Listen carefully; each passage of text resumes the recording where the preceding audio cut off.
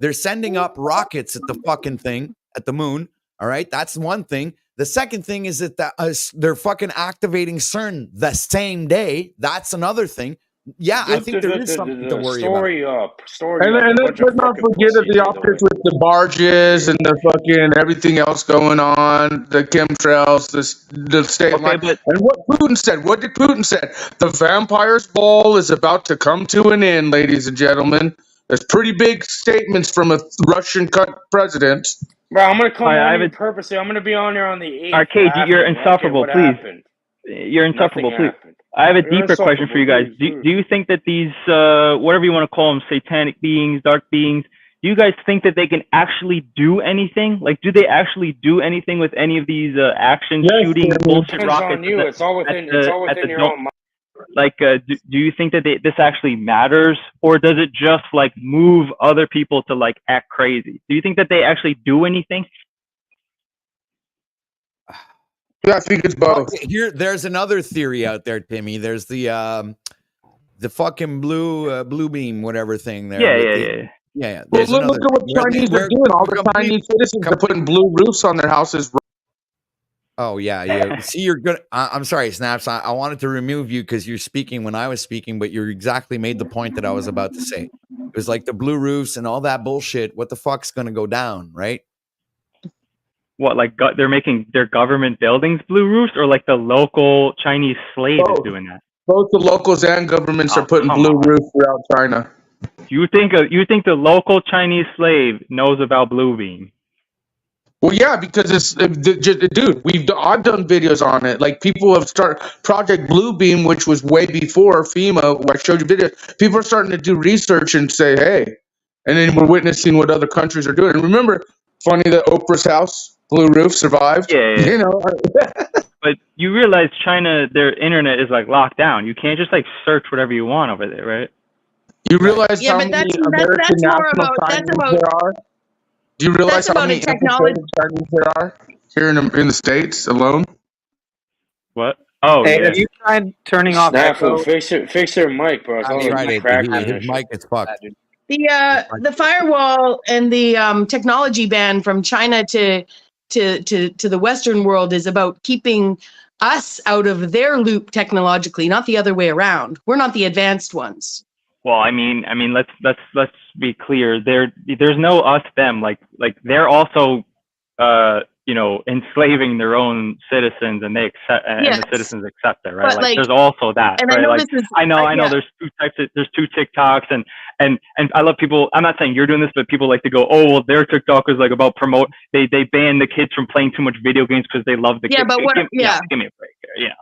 No, I'm with you. I'm with you on that. I'm more saying that we can't assume they're behind us.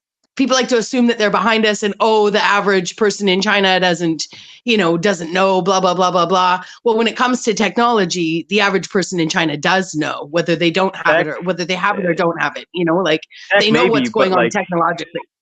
Yeah, but researching shit, I don't know. I've never been there to sit there and attempt to do it, but what I've seen is they're extremely restrictive on all search terms, on like all this, the major searches. You can't just go, to whatever sites you want. They spend a lot of money and time and people power to, censor shit.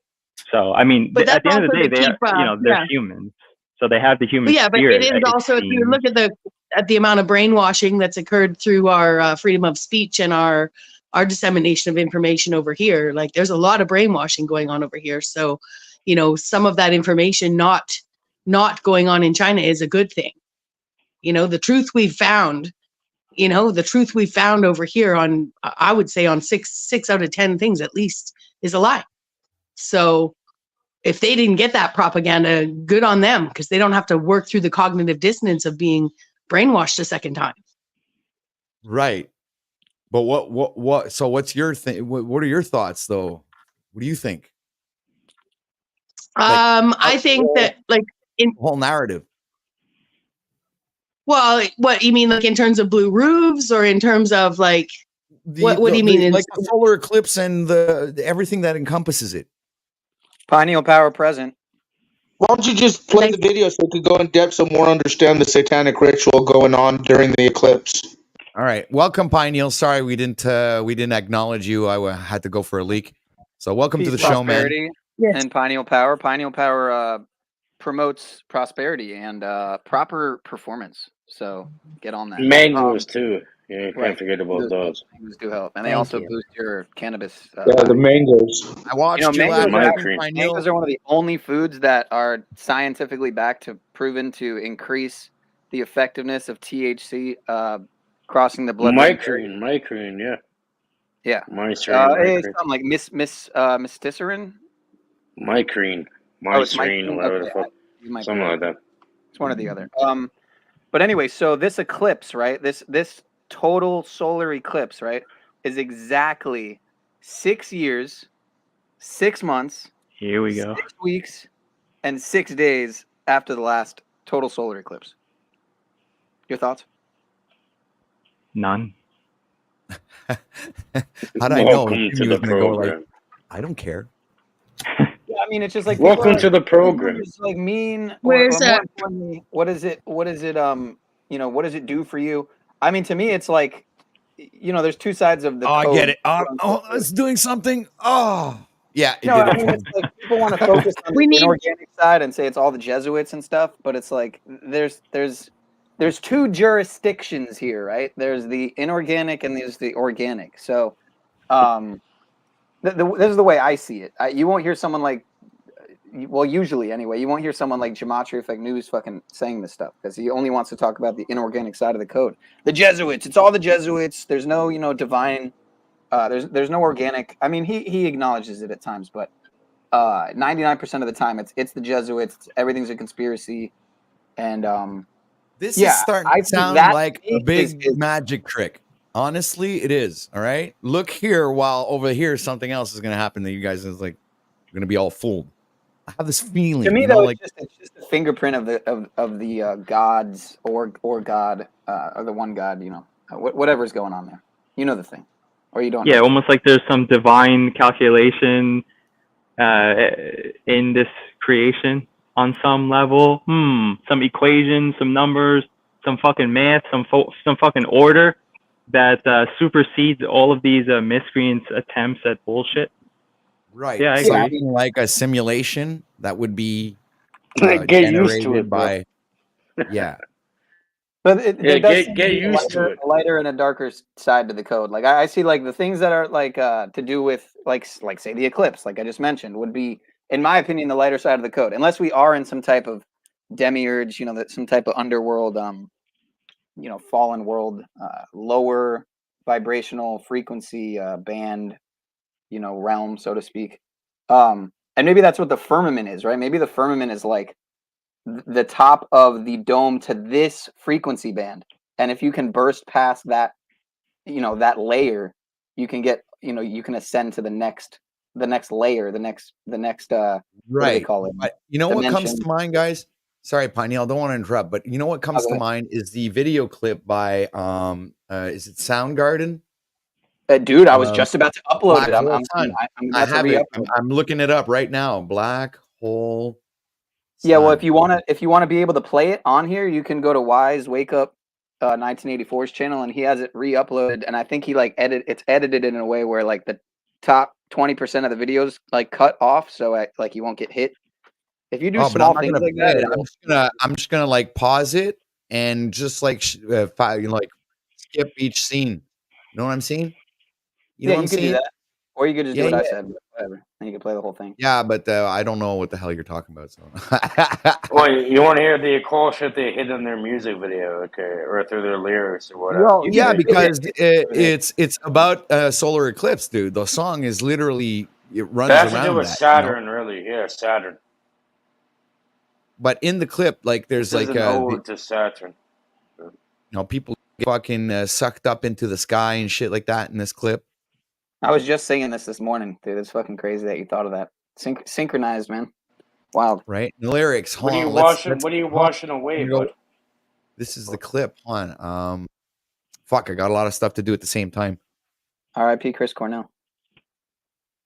See, it starts out with like, you see the sun and the red. Guys, we're here every day. Watching us on TikTok, guys. What'd you say? They're spying on us on TikTok app. Oh no. Chinese psyop. You got everything. They're out there right now. Do you think they're watching us We're- through the YouTubes by any chance? Guys, they're there. Do you think the government's watching us through the YouTubes? Always. It's through the TikTok, bro. I hope that YouTube's not secretly like owned by Google or something, aka Big. Did we Are you start? that Did we retarded? start I hope Tard Fest none of you early guys or have- what? I hope none of you guys have OTW. TikTok, bro. Tardfest 2024 has been going strong for what, 3 months now? 3 months down. 3 months down. Happy April Fool's Day, aka Happy New Year. You fucking fools. Get it? You got the joke, right? Yes, I Nope. did. I did. Okay. I was preoccupied doing something else. Won't you come? Joke is it's the fucking New Year, and you're all fools. You guys are all my slaves, April Fools, and I was just joking. So yeah, I would say that like a darker side, like an example of the dark side of the code, that would be like how the bridge just collapsed. 6 months, or sorry, 111 years, 11 months, and 11 days after the Titanic sank. Just like this Baltimore broadcast collapse when you join. Bridge. Right. It was I'm gonna officially drop out. 11 minutes, Snafu, take 11 over. seconds before this broadcast had collapsed. As soon as you came on. No, guys, just shut up. Let's At the not. exact moment of that exact paradigm. You know what I mean? That parameter. And it was 11:11 when it happened. Look at the Somewhere. gematria behind that, man.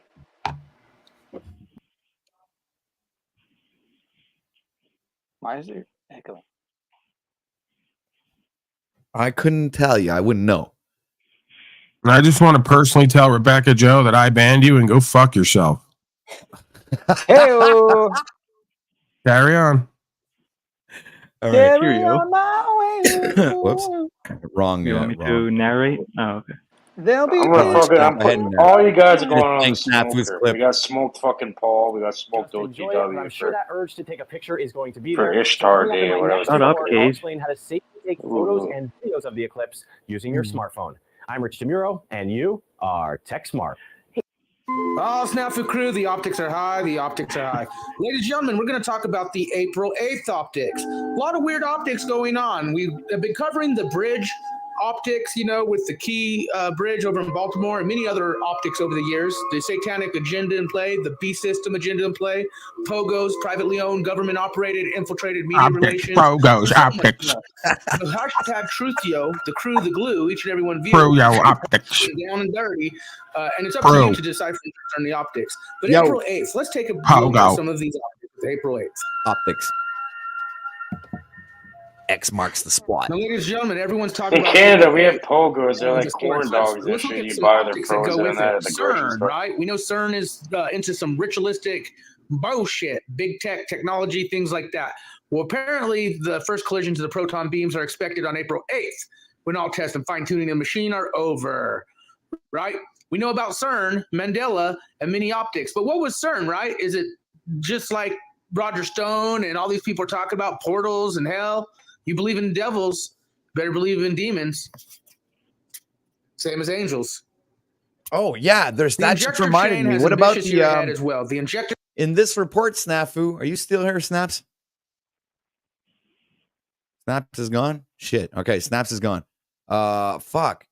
I was wondering if in his report they was talking about the locusts. They said that there's another thing too. Like there's going to be like every 7 years locusts wake up. So there's going to be millions of locusts all over the place. That reminds me But- of cicada. They come out on prime numbers.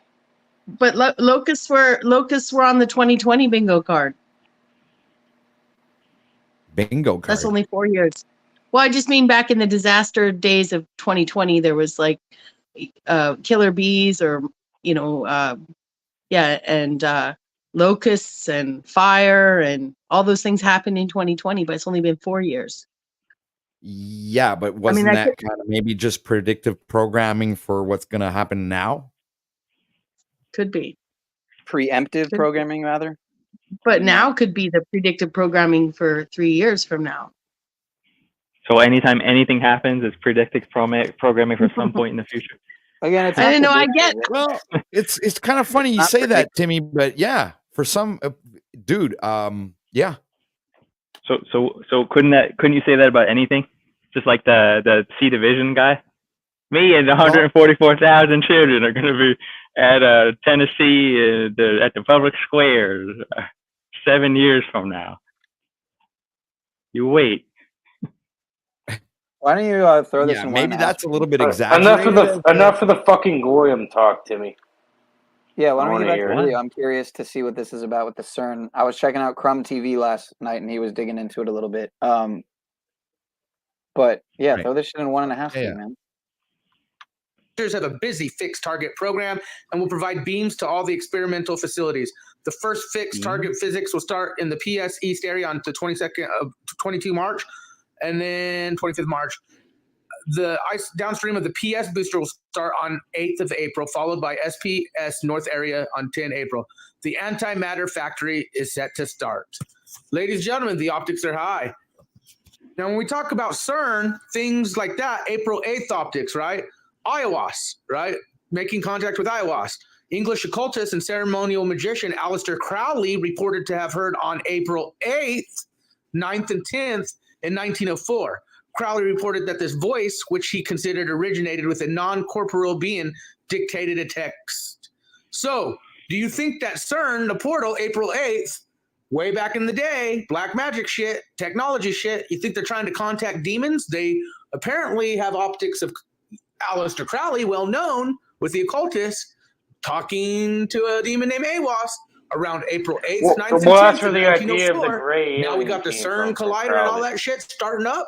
Well, remember, it's all ritual in nature, CERN. Check these videos out. These are from CERN. That gray alien thing in his ayahuasca, and that where he tried to attempt, Crowley tried doing something called the Abramelin ritual, where he fucked it up and then died terribly, in a terrible state. But like, you guys don't think that they're already doing shit like this, and there's demons all over Earth? Like, they're already here. This is fucking nothing. It's a bunch of retards with their little fucking thought form. It's fine. I'm with Cage on that.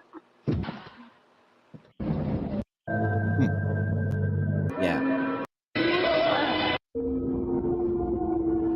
The Abramelin ritual, it takes like fucking months just to prepare. Like, it takes like years and shit to do it properly.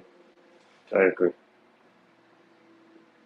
Now, Man I go fucked into up. biblical things, And you then know, very we have next to in. decide for discern on our own. And if you believe in angels, you better believe in demons. And I know the NWO, minus Hulk Hogan, the New World Order beast system agenda is being set and put in play. The optics are high.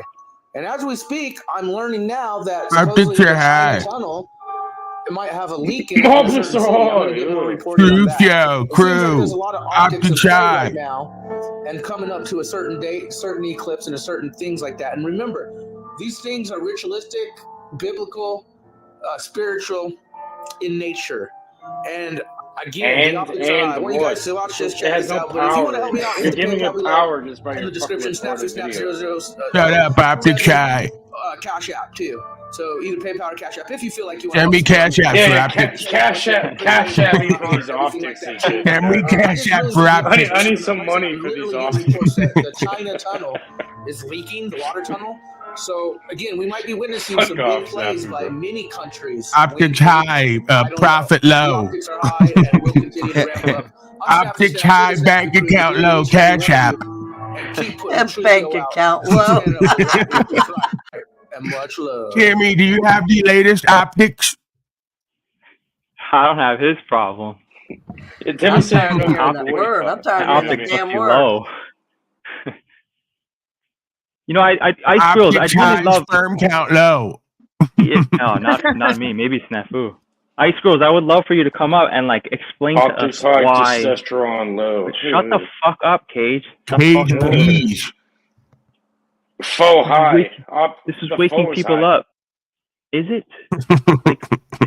Please convince anyone of why. Why does Timmy, that matter? did you steal Wizard's mic or what? Did you steal his headset?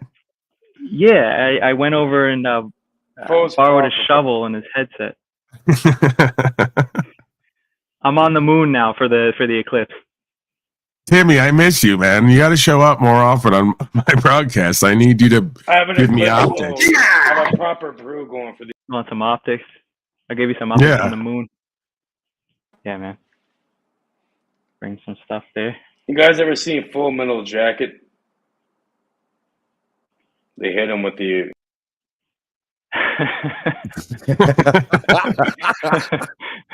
Like what? You kind of remind me of Cage Pile. Who keeps popping up there and going off? It's Cage. Pile. Cage keeps throwing himself backstage and back on panel. He's trying to attract attention. This was happening. Yeah, for sure. Fucking goddamn. Optic shy. There you go. Optics are shy. Yeah, I'm so serious that you hide in the chat, Ice Grills. Hey, lay off my favorite troll, man. Fucking cowards. Co-wards. That's what a coward actually means. Co-ward. You're collectivist wards of the state. There it is. Optics high. Chugio. You smoke this shit, the optics are low after, you know what I mean? The eyes get low. You're good.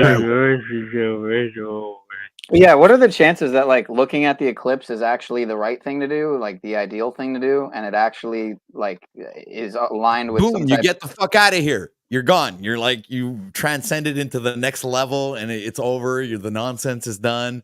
Or you know have some type of at least somewhat significant DNA upgrade on some level. I don't get this. I don't understand this. This you want to get rid of all responsibility and then either ascend to a new dimension where you don't have to evolve and you can be a loser failure in the fifth dimension. Amazing. Pretty much.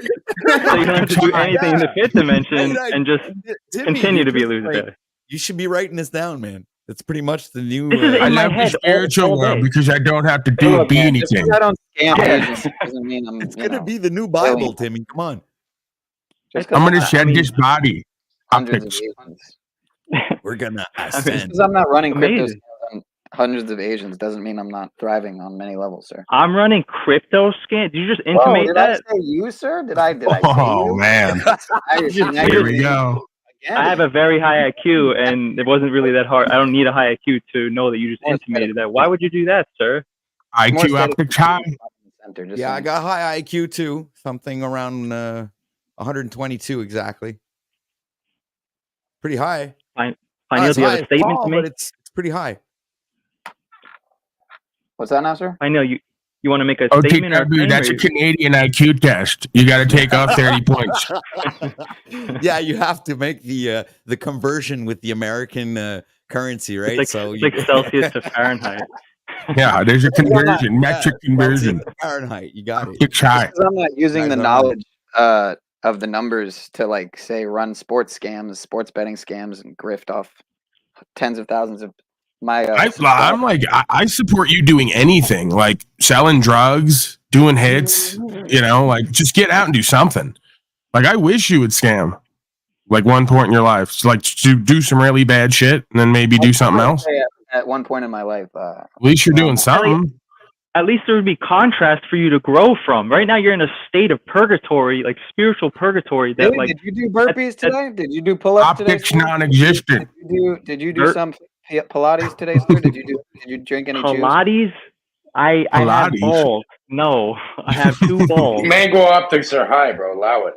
Yeah, there's such a thing as Pilates. I'm doing 1-2 hit. There's yoga for men. Like there's there's a way to do pull-ups for women. You know what I mean?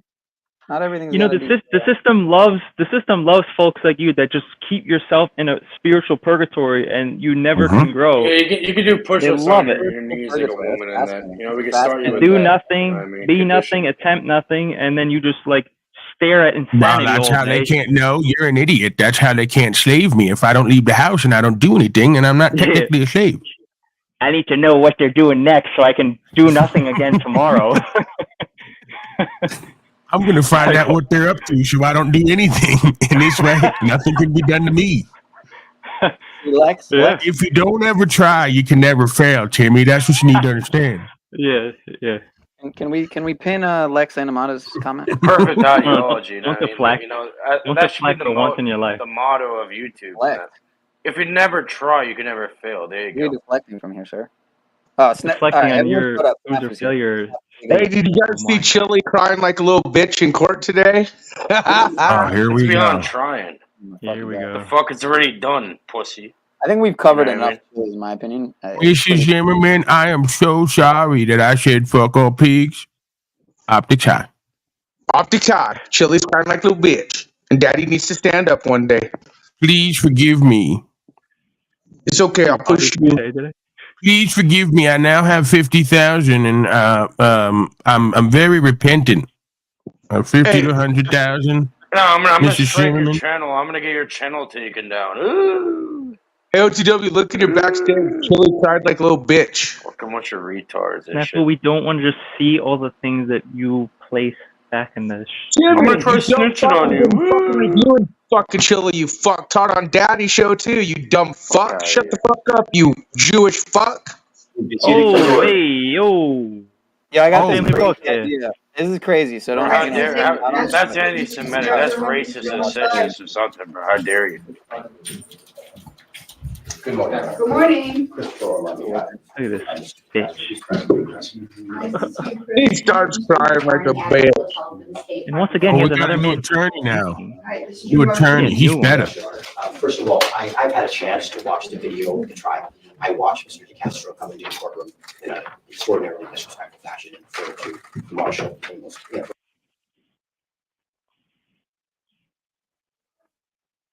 Your shit's freezing. It's terrible No, quality. it's not freezing. I'm the one who paused it, and I was muted, so now I'm unmuting. I have DTTV backstage. Cam up, so we see who you are.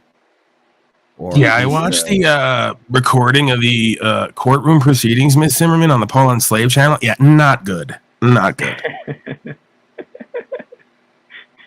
Anybody know who DTTV is? Oh, I saw that guy writing in the chat. Clown-ass fucking idiot. He was writing in the chat for like the past 30 minutes. Seems like a real boy. All about snafu. He's obsessed. Oh. Well, Snafu Snaps. go either way. You scared of me? All right, so we got Snafu Snaps hater backstage. All right, so I don't know if you're here to porn bomb us or not. So You guys feed off this shit. Fucking throw up the fucking screen and put him up and see what he sounds like in that, if you know him. Right. Okay. For once, I'll actually listen. One of Brian's racist black people he knows. Okay, hold on a second. Bring that up. No, wait, that's no good. Here, I'll bring this one. Yeah, like, share, subscribe. better. Why not? Or get hit with the Yeah, lightning. what's up, DDTV? You know what I mean? What's going on? How you doing, brother? Doing good, doing good. What's your purpose? Yeah, I just wanted to check out what you guys are talking about. Look like you guys are familiar with the firmament and the 13-month calendar and that type of ordeal. And you guys seem to be pretty knowledgeable, whatever, but you just got this idiot up here, and I've been trying to get him to sign up for the debate. This fool got smashed in a rap. This fool fucking got pointed out as a racist. He's sad. That's why I'm not a racist. I'm not a racist. He's a sad. I'm not a racist at all. You're scared of me. You're sad. Sign up for the debate. And you live in a trash can, you piece of shit. No, I'm not trashing you. I'm telling you the truth, bro. Pretty accurate. It's okay, I would bro. never It's okay. trash anyone, you fucking clown. It's Can we okay. get a It's okay. Stupid Pieces of Shit remix. Is Paulo? Someone said that's pretty accurate in the back. What the fuck was that? That's pretty accurate. Do you want to sign up for a debate or not, Snafu? But you guys Dude, seem pretty cool. Destroy you like I did on O'Shea's already. You didn't know. I've talked to several people. They said, "Who is that?" You're all sick in your head. You're all retarded. And that We dude, like off, you know what I mean? You're all Chili retarded. crying like a little bitch. I got shit to do. Yeah, I'd like to get back to the video, guys. Later. Right? Yeah, go back to the video, but yeah, all right. thanks. Get back to the video. Right. I then saw some other things that I considered more in the courtroom. And Mr. DeCastro was convicted. He is given 6 months. Mr. DeCastro. One thing I know he's going to do today is, for no other purpose, no matter what your ruling is, he wants to say, sorry, I passed it. If he'd say sorry, we may see it as that he should have apologized to the marshal. He did this.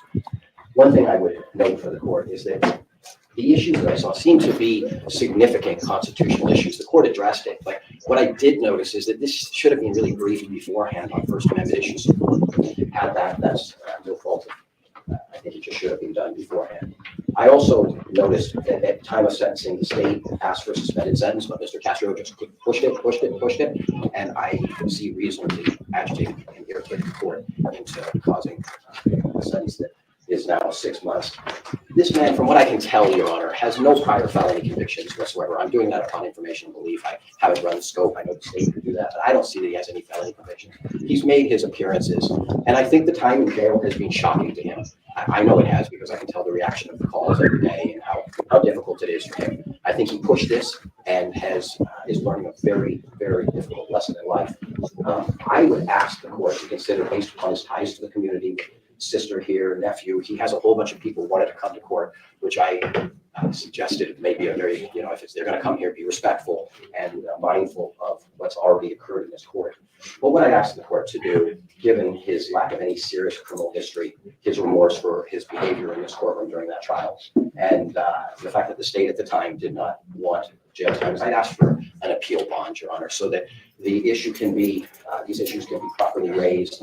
And so with that, Your Honor, I asked for an OR. I would just say a reasonable bail. I would suggest that since he came to the trial, since he already has gotten a taste of what inappropriate behavior in a courtroom looks like and feels like, I would ask for a bail in the amount of $10,000 or $20,000, appeal bond in the amount of $10,000 or $20,000. With that, how is it that we were going to watch shit on the ECLiPSE? Your Honor, may I respond orally? Typically, pursuant to the Nevada rules of criminal practice, the state has. It was kind of interesting to see, we were following this, and yeah, well, we'll get back to the eclipse. Don't worry about it, man. This is also an eclipse, right? There's an eclipse of freedom.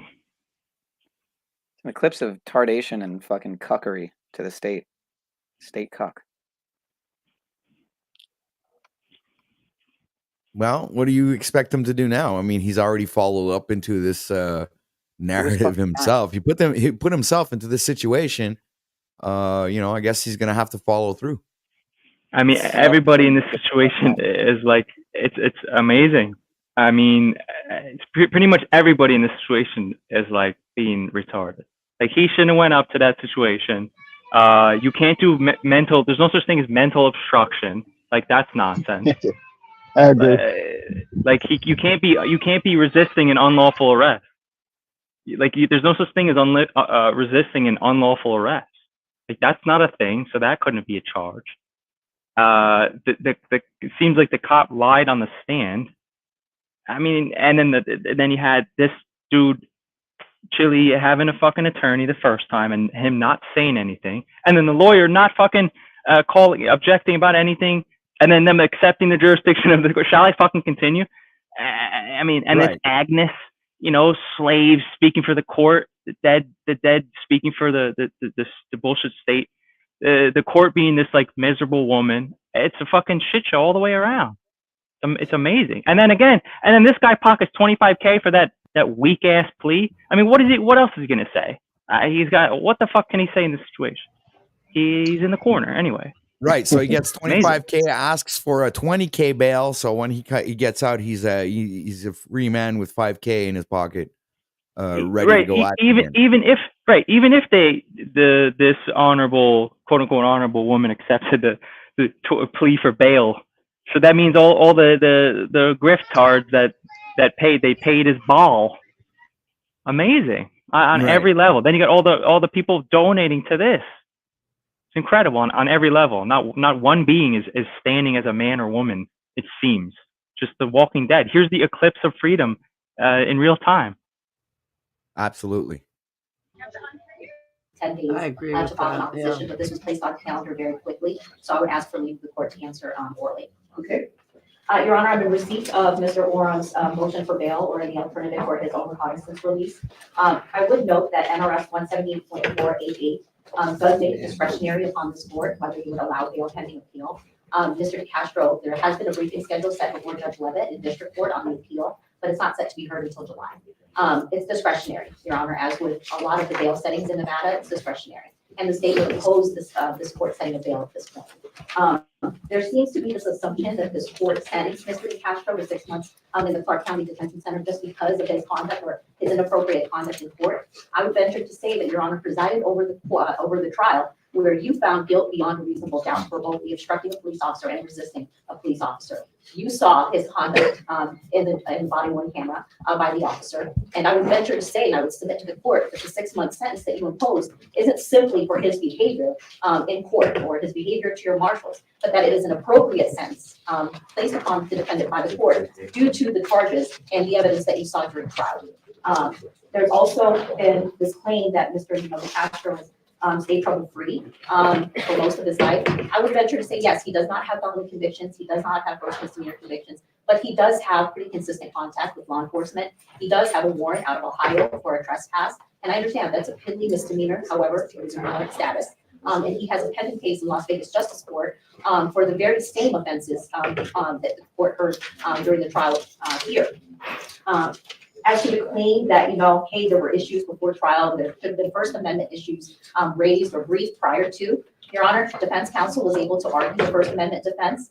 Your Honor heard these arguments both during the trial and during closing arguments. Mr. DeCastro, when he took the stand, raised them as a defense, but Your Honor held after listening to all of the evidence and applying the law, or found him guilty regardless. This was not a First Amendment issue. The state stands by that. This was simply the defendant breaking the law. And he was sentenced accordingly for his behavior. It was conduct, it was a consequence, an appropriate sentence imposed by the court to the defendant. And so we would oppose any kind of change for any kind of bail setting or an OR at this point. This is not a pretrial detention. This is not a pretrial, as Valdez-Jimenez was cited also in defense counsel's motion. Valdez-Jimenez stands for pretrial detention. Mr. DeCastro is no longer cloaked with the presumption of innocence. He has been found guilty beyond a reasonable doubt by Your Honor. And so at this point, I would ask that the 6 months sentence that you impose stand and that you remain in custody. Can I ask the interpreter to quit reading? Wow. Thank you. It's like no mercy. So the interpreter over there. You're a criminal, DeCastro. I'm talking about the interpreter. Yes, go ahead. Your Honor, the statute we cited is, in fact, just discretionary to you to determine pending appeal whether appeal bond can be issued. I hear the state. I recognize that you found it guilty. I'm not trying to in any way argue that. On appeal, there are legitimate issues. The court can see that there are some First Amendment issues just from watching the video, things that a court could consider on appeal. And so that's the only basis I'm bringing that up on. But given the fact that I think he really is contrite for what he's done. I disagree. Have you watched the videos that have been posted since you've been incarcerated? I'm in a murder trial. I had a chance. So he's going to apologize to me in a minute, but that's not what he's saying on what he's publishing online in his phone calls from the jail. That's not what he's saying at all. And Oh, this is great. He shot himself in the foot with the post. I'm sorry, guys. I can help myself but take a good laugh here. The judge watched his videos. This is great. He has a case pending in Good Springs. It shows his true where he intent. continues to manufacture situations where he get arrested. Your Honor, I recognize that's what he was sort of doing for a living, and this is he's now being incarcerated. So what he's saying in the couple of weeks since he's been incarcerated, when he calls from the jail and publishes them on his website, he's not what he's about saying. That dude's face. Okay, so he's going to apologize to me now, but that's not what he's doing publicly. Okay. Yes, Your Honor. I hear that. I won't have him speak at this time, but I would still ask you to consider that there may be legitimate issues. I think there are for Judge Levitt to consider, and I think these are sort of issues of first impression. That was the other thing I saw, is that in the state of Nevada, I can't find any case law that specifically talks about this filming of police officers. What I would say to the court is I recognize that it's obnoxious behavior. That's what it appears to be. Whether it's protected is another thing that I think higher courts need to look at. But I can see if the court has already made up Well, I want to be clear. I did not have a problem with him filming, and I said that when I sentenced him. That was not the issue. It was the safety issues that he created with his behavior. And I also did not sentence him because of his Public trust, in court. safety, That wasn't why I sentenced him to jail. I sentenced him because I found him guilty beyond reasonable doubt. mental I thought that was obstruction. the appropriate sentence. I could have given him 180 days on each count and ran it consecutive for a year in jail, but I didn't. And his behavior was unacceptable in court, but that's not what I sentenced him for. I did not sentence him for his behavior in court. I sentenced him for his behavior for the 2 charges that he faced. All right, so your motion is denied. Thank you. Motion denied. Bam. So she admits it's because of his behavior and of mental obstruction, the words that he said to the cop. I mean, it's amazing. She just admitted that. It's hilarious. Wow. But I think I didn't hear it, Timmy. What did she admit? She didn't admit to the sentiment he was bringing to court. Why she sentenced him harshly, right? She was claiming it was the charges. She's claiming that it was the behavior during the interaction with the policy officer, but she explicitly said the behavior, and the obstruction and the convicted charges. She's like tripping over her own words to not put liability on herself. Yeah. Well, also too, they're never going to concede to the fact that your conduct at court is going to influence that. I really do not believe that Mr. DeCastro would have got 180 days at jail if he didn't show up and act like a douchebag at court. I really don't believe that. With no violence, no criminal record, no nothing else, I highly doubt that. Yeah. If he would have been honorable in court, I believe maybe things would have turned out to a little bit different. Maybe the judge would have considered the evidence brought forward, but he really fucking asked for it, man. Let's be clear too. Another part of the problem is they don't want this to continue, and they're tired of people making careers off of chasing cops around. So they're going to make example out of you. Right. You want to do this? You want to play games? Well, every once in a while, one of you guys is going to get hit up for a 180. So, have fun. And they didn't hit just any small time dude. They went for delete laws. That's it. They went for a big guy. But all the little guys. But they didn't go for him. He went to them, right? In every interaction at this point, he went to the policy enforcement interaction contract situation. He engaged. He started a conversation. I don't believe that he should be where he's at right now at that level of sentence, but he keeps bringing himself to their jurisdiction and then not challenging it and then just like crying at people. Yeah, I mean, we can have the argument of the public and private and the commerce versus, free expression, whatever the case may be. But that's the world we're in now at this point, where they've established with code, dual jurisdiction, and the idea of contractual agreement for governance. Like whether that wants to be accepted or not. So you almost can't see the world as one thing right now. You almost have to see it as at least two worlds, like kind of overlaid, right? And it is spiritual. Like she just said, she admitted to the lawyer. She said, "Hey, did you see his videos of him, all his calls from the jail?" And the lawyer's like, "Oh no, I was busy on another case." And she's like, "He's not contrite. So you guys think you can shapeshift here at your job with your woman in all these different places and shapeshift and like run game on everybody? You can't. You got to be who and what you are, and then that's going to come out. It's exposed."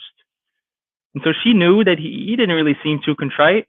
He just crying in jail. Yeah, I mean, and then everyone wants to insult everyone's intelligence like people don't know themselves. You ain't out there specifically to uphold the law and rights. Part of it is you want to get content. You want to run your business. So, when you start coming at this from that sentiment, it's a slippery slope, man. I'm just telling you what I know about me. You can't get caught up in that shit, chasing people around, wanting to put shit on camera so you can have fresh content. It's like, it's one thing if you see something going on, then, you record it, you try to uphold the law. Even that, you're going to be riding the line with them. You got to know where you're at in history, like where we go from here.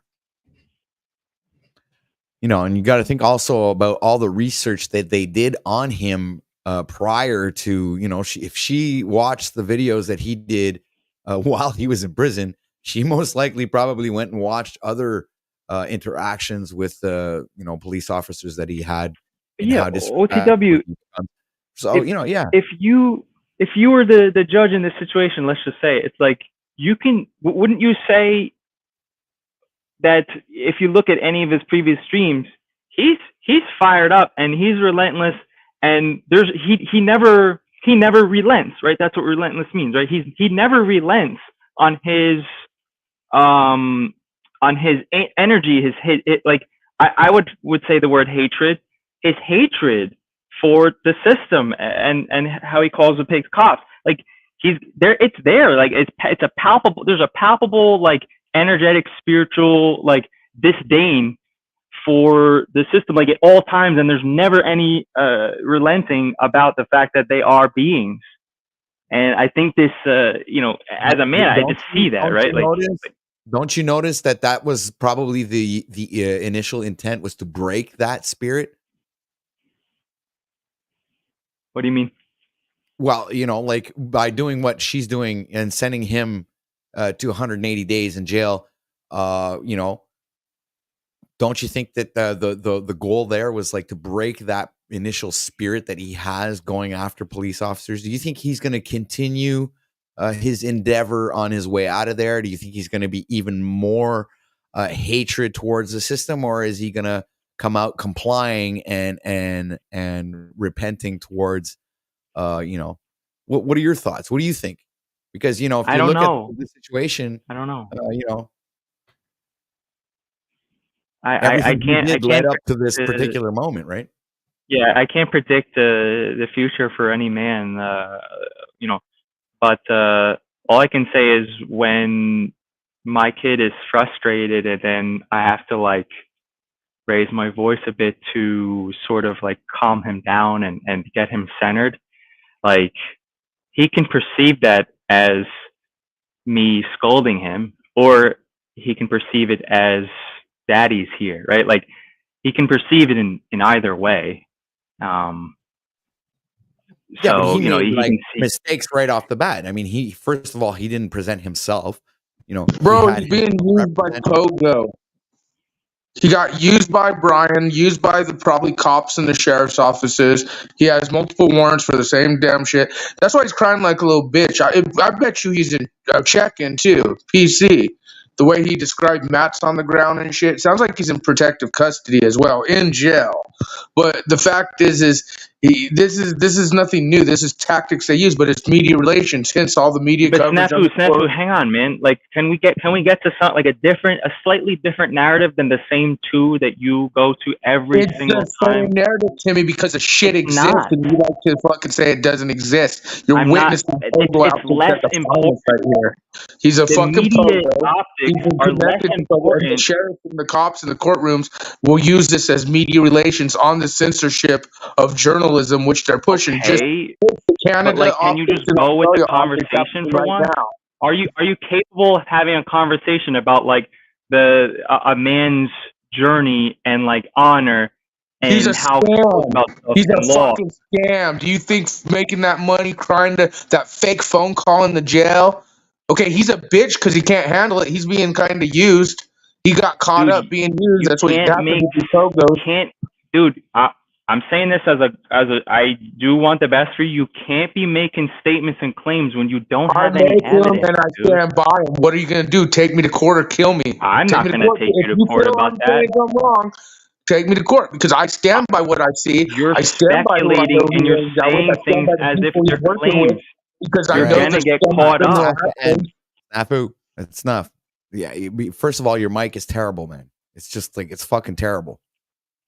It's I think my phone's broke. People are, the audience are literally jumping out the window. They're fucking leaving.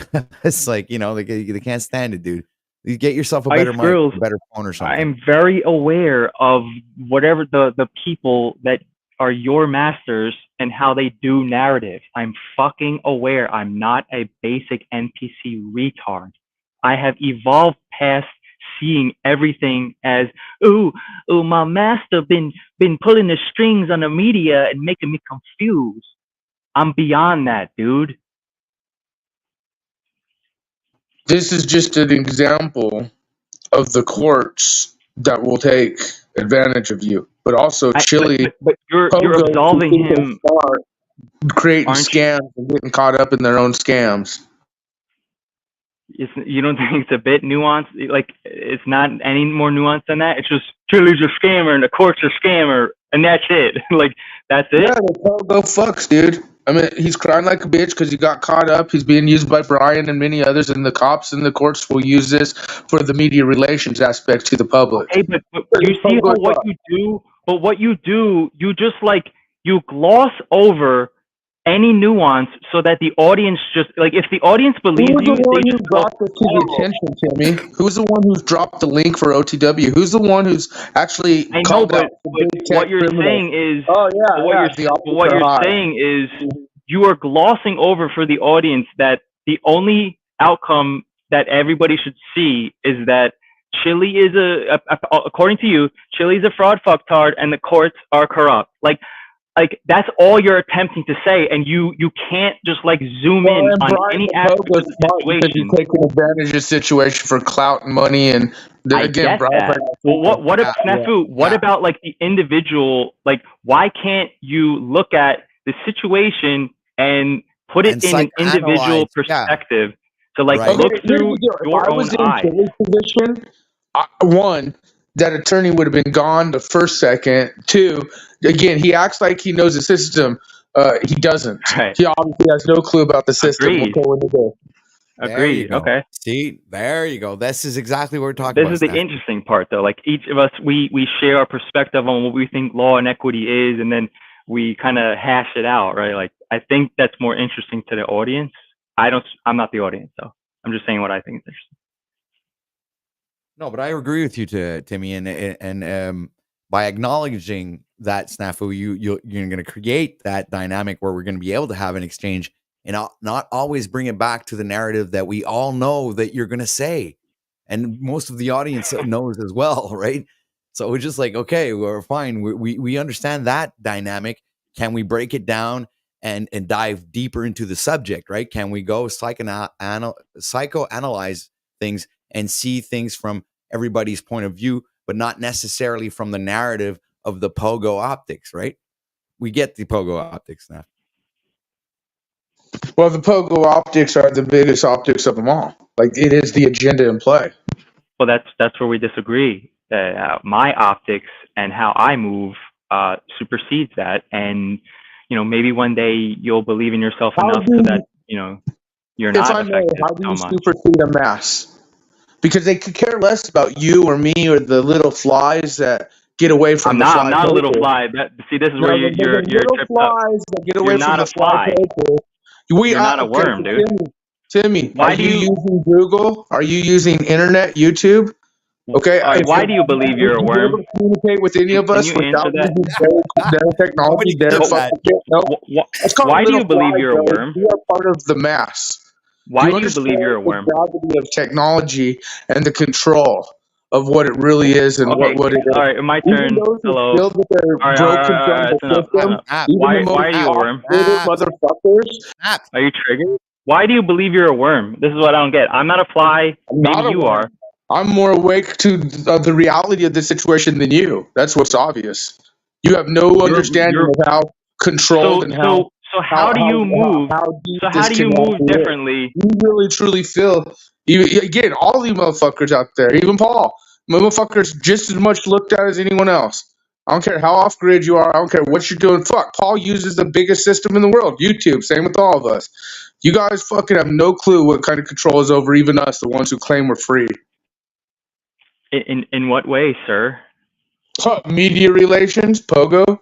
Government operated, infiltrated media relations, whether we're preaching our freedom, whether we're talking about our survival, well, either way, we're corralled in this fucking digital experience versus being out in the schools. Are we? Dude, look, it just comes back to the same fucking rap that Cage does when he shows up on panel, telling everybody to shut up about what the fuck they're talking about and that what he has to say is more important. And he wants to show us fucking occult videos about Freemasonry and Illuminati shit. Come on, man. You get it? It's like we fucking by heart now know your goddamn fucking MO. We get it. We all get it. I don't think you get it. Not you, but when Timmy makes a fucking statements, or many people make the statements, they have you sit there and say they I don't want to get speak it. for Timmy, They but what don't he's get it, telling you, OTW. he's saying to you that he gets it, and he's been over that a while ago, and he's way Snafu, beyond it. he's a good agent of the chaos and of the shaitan, because he will not let you go until you submit to fear. Like he can't imagine a reality where you don't submit to Who fear. said fear? You guys bring up the words fear, fear, fear. I don't fear any of this shit. You won't let me be powerful in any capacity. You won't let me do that. You won't let me go until I submit to your fear reality. It's inconceivable for you that a being is living beyond the fear matrix that you obsess over. Do you disagree? No, I just think that, and it may be a bad thing. I think there's a time where someone can look at the world for the realism, okay? Not no fantasy land, realism, okay? You said yourself, you said you're optimistic on even now. You don't think that there would be a civil war in the mainland. I mean, you've talked about that. You said it could happen, but I don't think so. I'm optimistic. You have a hug a buddy, fuck a buddy, love a buddy, real world view, a very propaganda view, even which is surprising, especially when I have to believe. Right, some of us have a realism of what's happening in this country and what's going on. I have to be fearful of civil war, otherwise I have a propaganda view. Black and white Masonic bullshit. So fucking just blown away when the world changes in so many ways. It's gonna be, again, fall Babylon, the sacrificed goat, feed them the fat. Your Masonic. Your Masonic argument tactic does not work. The argument here, Snafu, is Timmy is empowering himself, and when you go out and do what you're doing right now, like what he's saying about the fear porn, you're kind of trying to disempower him, and this is what he's trying. It's a Masonic. It's like a Masonic argument tactic where there's only two possible outcomes. So if I don't agree with him, then I'm immediately like bad and wrong and soft and a cupcake and filled with propaganda. I never said that, bad and wrong. I say, well, wrong, yes. Soft, yes. Cupcake, you said full of propaganda. No, it's not. It's realism. You just said that. I'm not in fantasy Talcott. Oh, Fantasyland. We're not going to go to civil. Oh, Fantasyland. Our money. Let's switch gears then. Hang on. Journalists aren't getting arrested. Let's switch gears then. Is there? I'm not in Fantasyland. So what power does man have, Snafu? Are we all just billiard balls on the table and we all just hit each other and it's dog eat dog world? Is this the philosophy, your worldview philosophy? That's actually kind of a good way to put it. I say actually, really. Okay. So there's no God. How are you a spiritual guy and a Christian guy? You say, right? Like, how does that make any sense? God made this billiards table and he made you a fucking weak little worm, and then you're just out here. No, God said those who have knowledge, those without the knowledge will. Again, you sit here optimistic. He doesn't say be in fantasy and being optimistic. He says the knowledge. He says, again, nothing is new under the sun. Okay, so I'm not like when you say fear. I'm not fearful. I'm more like completely just baffled at the hug buddy, fuck buddy fantasy land versus realism land. I mean, did you not see what happened with Venezuela and their money? It could happen to America in a heartbeat. Most say, "Oh, it would never happen." It can't. We're witnessing it, and most of you are still like ringing in your debit cards, clicking on pulling them out, pushing them in, and I get it. My whole thing is that it could disappear in a heartbeat. You can't even flush a toilet. Most people would be fucking freaked out. It's so funny how people don't have the understanding of what's going on around the world in other countries. And the fact that transition of power makes money. So if things happen here in the mainland, damn straight there's going to be profitable fucking things such as, FEMA aid and many other things coming into play. War makes money. And those who think the mainland can't become like other countries around the world are waiting for that. been begging for it. All right, Snaps. And I'm you gonna guys have to are ask all you just to yield now amazing because and and it's happening your right now. mic is terrible, and just listening to you, it's like it would make a good conversation if it wasn't for your mic. So I'm gonna No, ask that. I I'm think my gonna phone's ask you to dead. yield, man, please, and let somebody else give their thoughts on the topic at hand. Anybody else have any thoughts here they would like to add to this?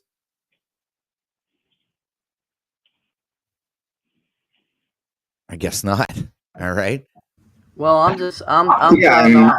Yeah, I'm thrown off because I know what Snaps is saying. I feel the compassion. I'm feeling I'm feeling all the energy above, wanting to switch gears, maybe not stick in it. A lot of us are aware of this. We're a lot of all this information going on in the world. And from how I see it, some people want to stick with maybe this certain thing going down that's kind of evil and horrific, and some people might want to concentrate more in this area and that area. So I'm feeling the energy from, Timmy, Snaps, all of it, all the way around. So I yield. That's all I have to say.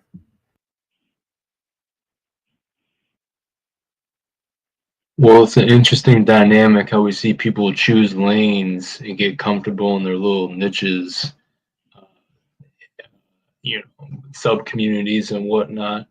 And really, hearing Paul and others speak at times, it is important to keep in mind a holistic mentality where we're able to integrate and alchemize things towards that true north per se, and able to disseminate that which is of value or not, and not getting caught up in the quote unquote loops or the wasting of time with banter about things that we already know about. We should be acting on at this point. So, but yeah, holistic mindset. Yeah, I mean, again, like if there's, we talk about a lot of different topics around these parts, and I mean, a lot of folks on some level understand the as within, so without. So, like, to only look at the without part, the external, and completely ignoring and completely rejecting the internal, I just think it's a mistake. And I'm not a Jack Talcott where I say go internal and completely ignore the external and ignore the results and ignore the reflection in the mirror. And every day you see the same horrible reflection, and you just ignore that, and because that's like purgatory. That's this delusional purgatory where you don't actually have faith in the thing that you're wanting to bring forth. And even though reality is showing you that you're not being faithful every day, I mean, to just look at one section of the Bible and then just say that's your life philosophy, and you completely reject the rest of the teaching is a bit, I think it's unwise. But I get it. People got to have a brand. They got to do the marketing. They got to stick on their thing and do the old repeat the thing enough, and people just remember. Because you got to do the we know repetitive thing. Yeah, we get it. The thing. Yeah. We get the repetitive aspect of it's your shtick. It's your thing. It's like the thing that you. I don't have one of those. What even just started that whole Timmy versus Snafu thing? Like I was kind of doing something. What That even was were you guys? pretty much De Castro triggered the okay, right. conversation actually. So he's going for 180 days. He's gone. They appealed it. His motion was denied. Yeah, so maybe he'll there actually, get some resolution from within. Because he needs it. Seems like. Right. So they're gonna break him. So he won't go off and do his nonsense anymore, or it's gonna be worse. But then he's gonna be on record. Those are criminal charges. So he's gonna have a criminal record, right? I'm sure he does already. That only matters to slaves that want to get the jobs and IRS forms and all that shit. Yeah, I'm pretty sure. He did hire a lawyer. In my opinion, oh, yeah. He has no. That's what blows my mind. How can he know his rights when it comes to filming shit and the First Amendment? and not know going into court what he's getting himself into. Because he's just like everybody else. He's like the 99% of people. They don't really look into anything. They don't really do the research. They don't really like dig in and become obsessed because they don't really care at the end of the day. They really don't. I heard him say he doesn't even really call himself a constitutional lawyer. Somebody else called him that, and now he just accepted the title because like one of his YouTube commenters called him that. It's a completely obscure and irrelevant title for him, and obviously he's not honoring it. Well, obviously not, because if he's hiring one to defend his position, it's like it defeats the whole purpose. Like it's like I said, it was like the first mistake he made was to hire a lawyer. Well, I mean, he made his first mistake, but I mean, like the lawyer part was really like, yeah, no, you just shot yourself in the foot, right? Because legally, you're considered insane when you hire a lawyer. They just laugh at you. But like, and then like even from just a layman's perspective, he isn't speaking at his own thing. Like, obviously, he isn't. That sub communicates something. The sub communicates that he doesn't know what to say because he accepted the jurisdiction of this insane venue called the court. But the court is really the judge. Like the court is the judge. It's not the building. It's the judge. Right. And when and you by the way, go, but when you go to court, you have to make sure that the judge has a particular role. And if you don't hold the judge to that role, he's able to take, some sort of control. I do understand how. No. You already gave them control because you've already accepted that they're in charge. You already accepted the jurisdiction. Right, you gave them jurisdiction. Okay, you already did. Right. That's why they act like they're in charge, because they are, because you already gave them the power. It's the derivation of authority, derivation of powers. Like the moment that's why actions. The maxims say actions speak louder than words. So it's not about what you put on paper. I mean, it is, but if you're there in the flesh, what you do is actually more indicative of your internal state than what you say or put on a paper. So when you stand there cowering in the corner crying while another man who's looked at your case for, I don't know, some folks might say an hour, and then he speaks for you at your important appeal, I mean, that says everything. And then the guy even said, I'm not going to let him speak at this time. Wow. Incredible. But dude, I wanted to make a point because he probably didn't want him to incriminate himself even more, right? Of course, like a child. Of course. But dude, it's incredible. We never really put light on like this being Agnes, I don't know, the prosecutor, whatever title she holds. When I was a kid, they used to say to me, "Oh, kid, the top three, the real big positions in society: doctor, lawyer, and engineer." Yeah, look at those folks these days. Look at what the doctors did the past 5 years. Look at the lawyers. Right. Look at the lawyers, and look at the engineers that are building the digital slave prison. Absolutely. So you got the other side of that, the holistic healing people. You got the proper actual quote unquote lawyers who are lawyer non-lawyers, folks that talk about law, and then you got engineers. I don't know where those guys are. I don't know. I guess I'm one of them, perhaps. I don't even know how to define that at this point, though. Is it better? No. No, it's still cracking? Yes. It's a little bit better. Echo, Ken. I think it's my device. Have you changed the setting in the audio settings? Have you put on I've tried it already. Usually when it crackles like that, I can go into audio settings and turn on the automatic mic volume and turn it on and off, and it fixes the problem usually, but not with Snafu. That means his device has an issue. Yeah, you probably just. What about now? Again, you can go to your own StreamYard and test your own fucking audio. You don't have to go to this StreamYard and waste 70 people's time for you to fix your fucking devices. Tommy's triggered. Fucking this moron. This is a cupcake I fix. You triggered hoe. Oh, you're like, if I was the judge, this is why you ran away from America. This is why you ran away. You don't know where I am. We Not a could find trigger out hole. You're a easily. fucking We incompetent can find idiot. out very easily where you are, Timmy. You don't Go ahead think and we try. can? Go ahead. If I wanted to, I could easily. Why would you want to? Why do you make an adversary I out of have me? no need to right now. You make those comments. I'm just telling you damn straight I could. What comments? What threat are you making? I called you incompetent. What? Like, why would you even disagree? Now it's a threat. You just threatened to dox me, did you not? Oh, dox you? Start saying I can find out where you are? Did I say I was going to dox you? If finding out where you are is doxing you. What? No. Well, you're Doxing implying you is that you putting would your tell information somebody, out to right? the public. You're implying that you would tell somebody. Otherwise, why would you say I that? know where many of you already are, and I just What we've got here is failure to communicate. All right, Snaps. You think when I say whistle? Dude, your mic is terrible. All right. And I have an important question too. Go ahead, that I would like Kimball. to ask. It has to do with rights and everything. So I think this is valuable.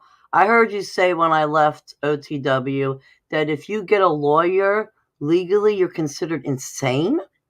Yes. Is that correct? Yes, okay, ma'am. so let me go into this on my own. It's because you don't know your own wording and your rights, so you can't stand up for yourself. Is that right? I would say you're insane. Yeah, you're summing it up pretty much. Yeah, it's about that. It's like you don't know anything. You're stupid. That's it. It's just that they know for a fact that you know nothing, and they just profit off of that. That's it. You'll know nothing and be happy, except you won't because you'll be a fucking slave. But yeah, that's another one.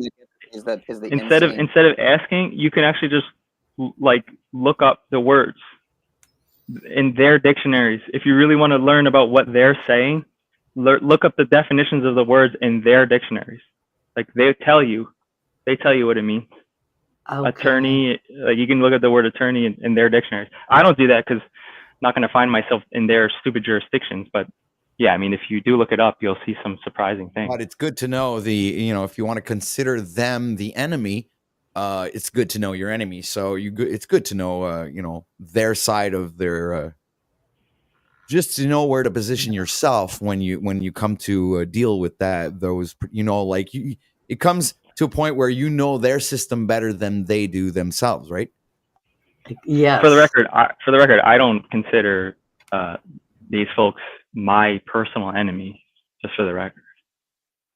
No, but I was just because I wanted to bring in the expression. It's like, oh, you're sure, right? So I get it. And then the ones that want to represent themselves, they deem them as crazy because they're like, "Oh no, you guys, you're gonna, okay, yeah, I see, okay." You can't represent yourself. You're presenting. Yeah. Presenting. I was word. You're saying retarded words. Like when you spell the word represent, like why is it re? You're pronouncing the word wrong. In school, they taught us dog English retard speak. Yeah. It's not represent. It's re. What word that starts with re is re? A retard? Like rewind. No, it's retard. Retard. Rewind. Redo. I was gonna say a redo. Replant. Yeah, you're not redoing. So yeah. Oh. It's just a little trick. Yeah, all the little words they get you with that we're not sure about. Yeah. Mm-hmm. Of course, this language was created, how long ago? Oh, who knows? 2022, I think. It's about 2 years. Yeah. Right. It's a good one. Insane's another one that bothers me, though, because if you're in sanity, if you're within the realms of sanity, I mean, is that not the goal? Right? I'd say unsane is more. Yeah, it should be unsane. Unsane makes more sense. And it's probably that way on purpose, I'm sure. Another etymological trick or whatever. Reverse engineered, But yeah, now that we got, certain people off the panel, I mean, there was some more interesting optics that I wanted to get from that video, but maybe I'll just watch it later. Which one? You're talking about Snafu Snaps' video? Snafu's, yeah. But Cody's live right now. I don't know if you know Decoding with Cody, but he's going in on the ECLiPSE. But I still have the Snafu's clip up ready to go, so that's not an issue. Yeah, it's just unfortunate. It's always phone format and not full screen. Oh yeah, this is the FEMA part I has stopped actually by think to give is us a disaster assistance notice with the deadline of April 8th. That's strange. That's the same day as solar eclipse, and everyone's freaking out about it. What you're about to learn in this short video today will no doubt be alarming, even shocking for some. For others, they'll dismiss it as just a mere coincidence and go on with Everyone's their lives been as covering this video, man. It's crazy. 24 is just another novelty in the sky.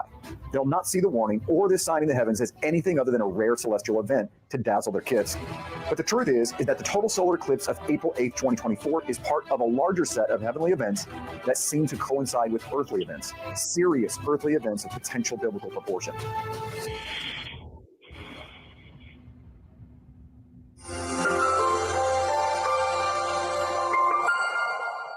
all right. We're gonna have to Hello, thank everyone. Big I'm Jim G. Staley with Passion for Truth Ministries. For over 20 years now, Thank you, Big G, for your generous gift. Thank you very much, sir.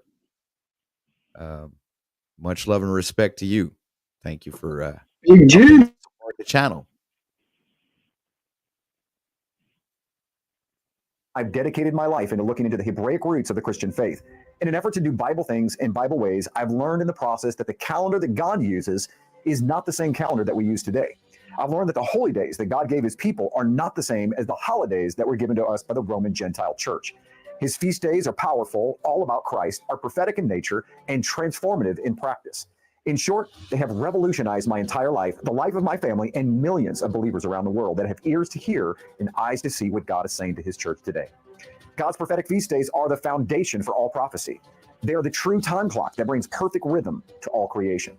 Try to understand prophecy without his calendar, and you'll no doubt find yourself stabbing in the dark like a blind man, or worse, left behind altogether. Before we begin, let's take a poll to see where you're at before we go any further. If you believe these solar eclipses are signs from God, put "from God" in the comments right now. If you don't, I guess this isn't really this not a real poll. put "coincidence." And if you're not sure, put "not sure." The patterns that you are about to see in this short video are how they line up with the Hebrew calendar of the Bible is simply incredible. And if you have ears to hear, it will likely move you to a very specific action. With that being said, let's begin.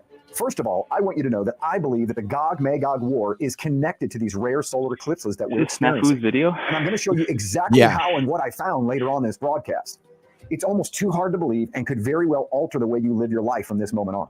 So be sure to watch all the way through, because everything I talk about will critically build to that moment. First and foremost, it's critical to understand why God made the sun, moon, and stars to begin with. Right. And for that, we turn to Genesis chapter 1, verse 14, where it says, "Then God said, let the lights be in the firmament of the heavens to divide the day from the night, and let them be for signs and for seasons and for days and years." The Hebrew word here for seasons is the word moedim. It does not mean spring, summer, fall, or winter. It literally means God's appointed feast days: Passover, unleavened bread, first fruits, Shavuot, better known as Pentecost, trumpets, Yom Kippur, and Sukkot. So the first reason why he put the celestial bodies in the heavens was so that we would know when to meet with him. This is why Paul says in 1 Thessalonians that although the Lord will come like a thief in the night, and no man knows the day or the hour, we know the times and the seasons. For that, he doesn't need to write about us. And because these seasons are all about the first and second coming of Messiah, they are intimately connected with prophecy. But the other reason he says they're there are for signs, which in Hebrew means a signal or an omen. What do you think these guys are selling at the end of this? Moon and stars were put into place to give us signals. I don't know, some kind of like I let me guess. It's a 3-day from StreamYard survival package. Yeah, it's like, everything you need to survive for 3 days without electricity, and let's say food. You have to get your own water though. This guy looks like a financial guy. I feel like there's an investment at the end, like some kind of financial, like some stock or something, some mining stock. Right. And it's funny that Snafu uses a type of a pedo pogo optic kind of media relations this guy looks like he's completely pogoed out. I don't know, maybe he's a nice guy, but I just sense a sales pitch coming. It's not a sales pitch. They're doing an airdrop of Jesus coin. If you just hang out for the rest of the broadcast, we're going to airdrop you guys some Jesus coin, and you can trade that in for Bitcoin, and you can spend that locally. Why are you guys so unthankful and ungrateful? Give me some J coin. They got to get it on the ground floor. invest in the J coin. Warnings, and to forecast the 2 times when the Messiah was going to visit earth. Once as a humble shepherd and suffering servant that lays his life down for sheep, and the other as a conquering king intent on redeeming his bride.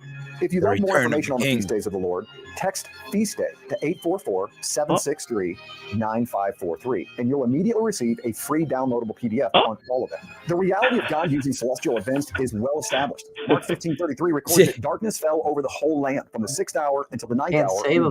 He's up there. And that signal in the sky was followed by a massive earthquake that cracked the temple and tore the veil into 2 that separated the holy place from the Holy of Holies.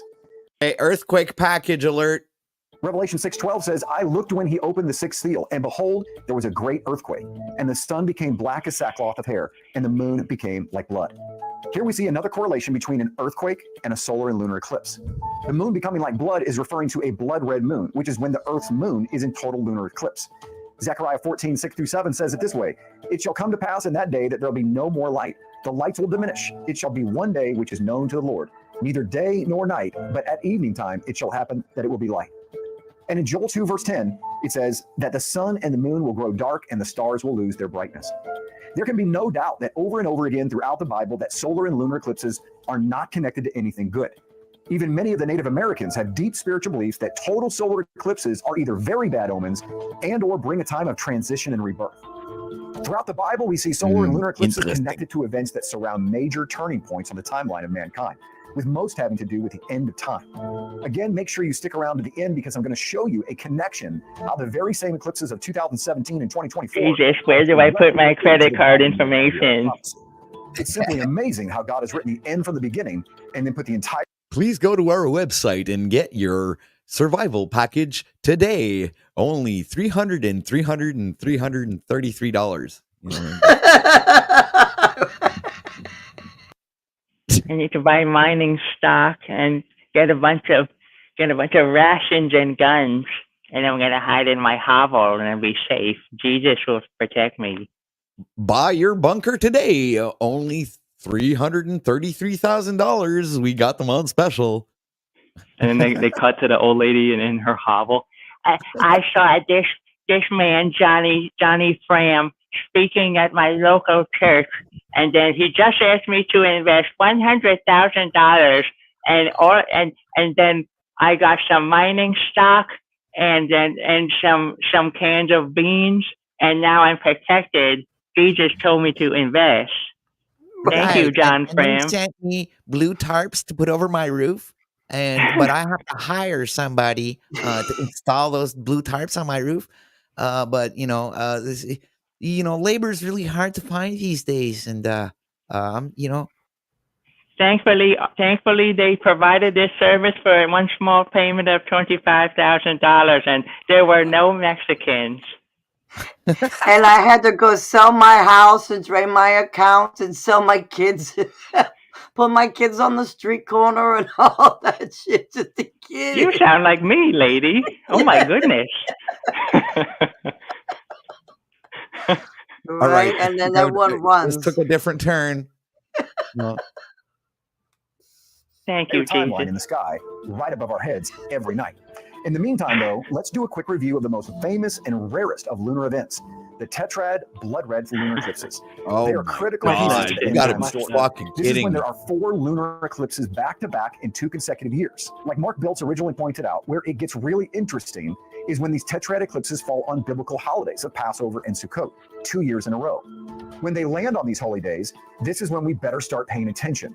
Like the Native Americans say, wars and rebirth are possible. And this is exactly what we see in history.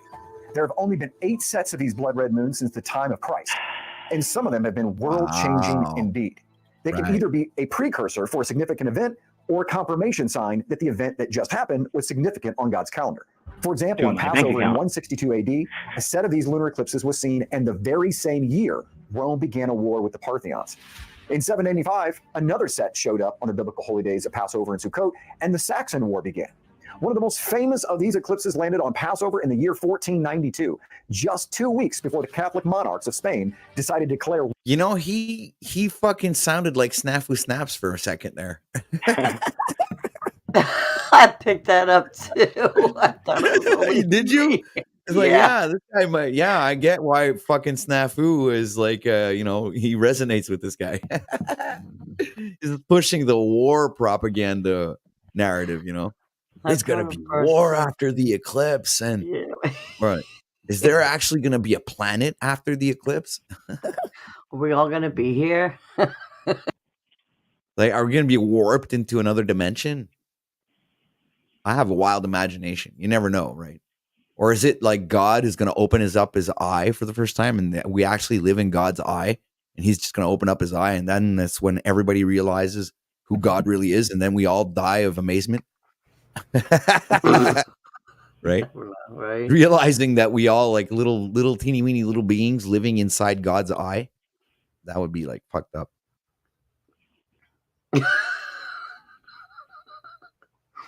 The whole thought was fucked up, OTW, I won't lie. Yeah, it is kind of weird. Right? Living in God's eye. Living in Spain and drive them out of the country. Better known today as the Spanish Inquisition. Although not taught in American history, Columbus just so happened to sail on August 2nd of that year, the exact date set for the expulsion of the Jews from Spain. And who were all the crew members that he chose to sail with him? Jewish. Why? Because Christopher Columbus was actually Jewish. But that's for a whole other story. Kind of changes the entire scope of how America was birthed. Jewish or Italian? Columbus just so happened to land in America. Wait a minute. Right Wait a at the minute. beginning of the Feast of Wait a minute. We got here. He says, Fred #40 says, "Don't forget the devil comet." What do you mean the devil? There's a comet on top of everything that's happening that day. We have a comet coming. Did I miss something? What the fuck is that, my friend? It's What the fuck is a devil comet, my friend? I heard Slave Guru for like 1 second. Oh my god. Forced prophecy, and all will be deceived.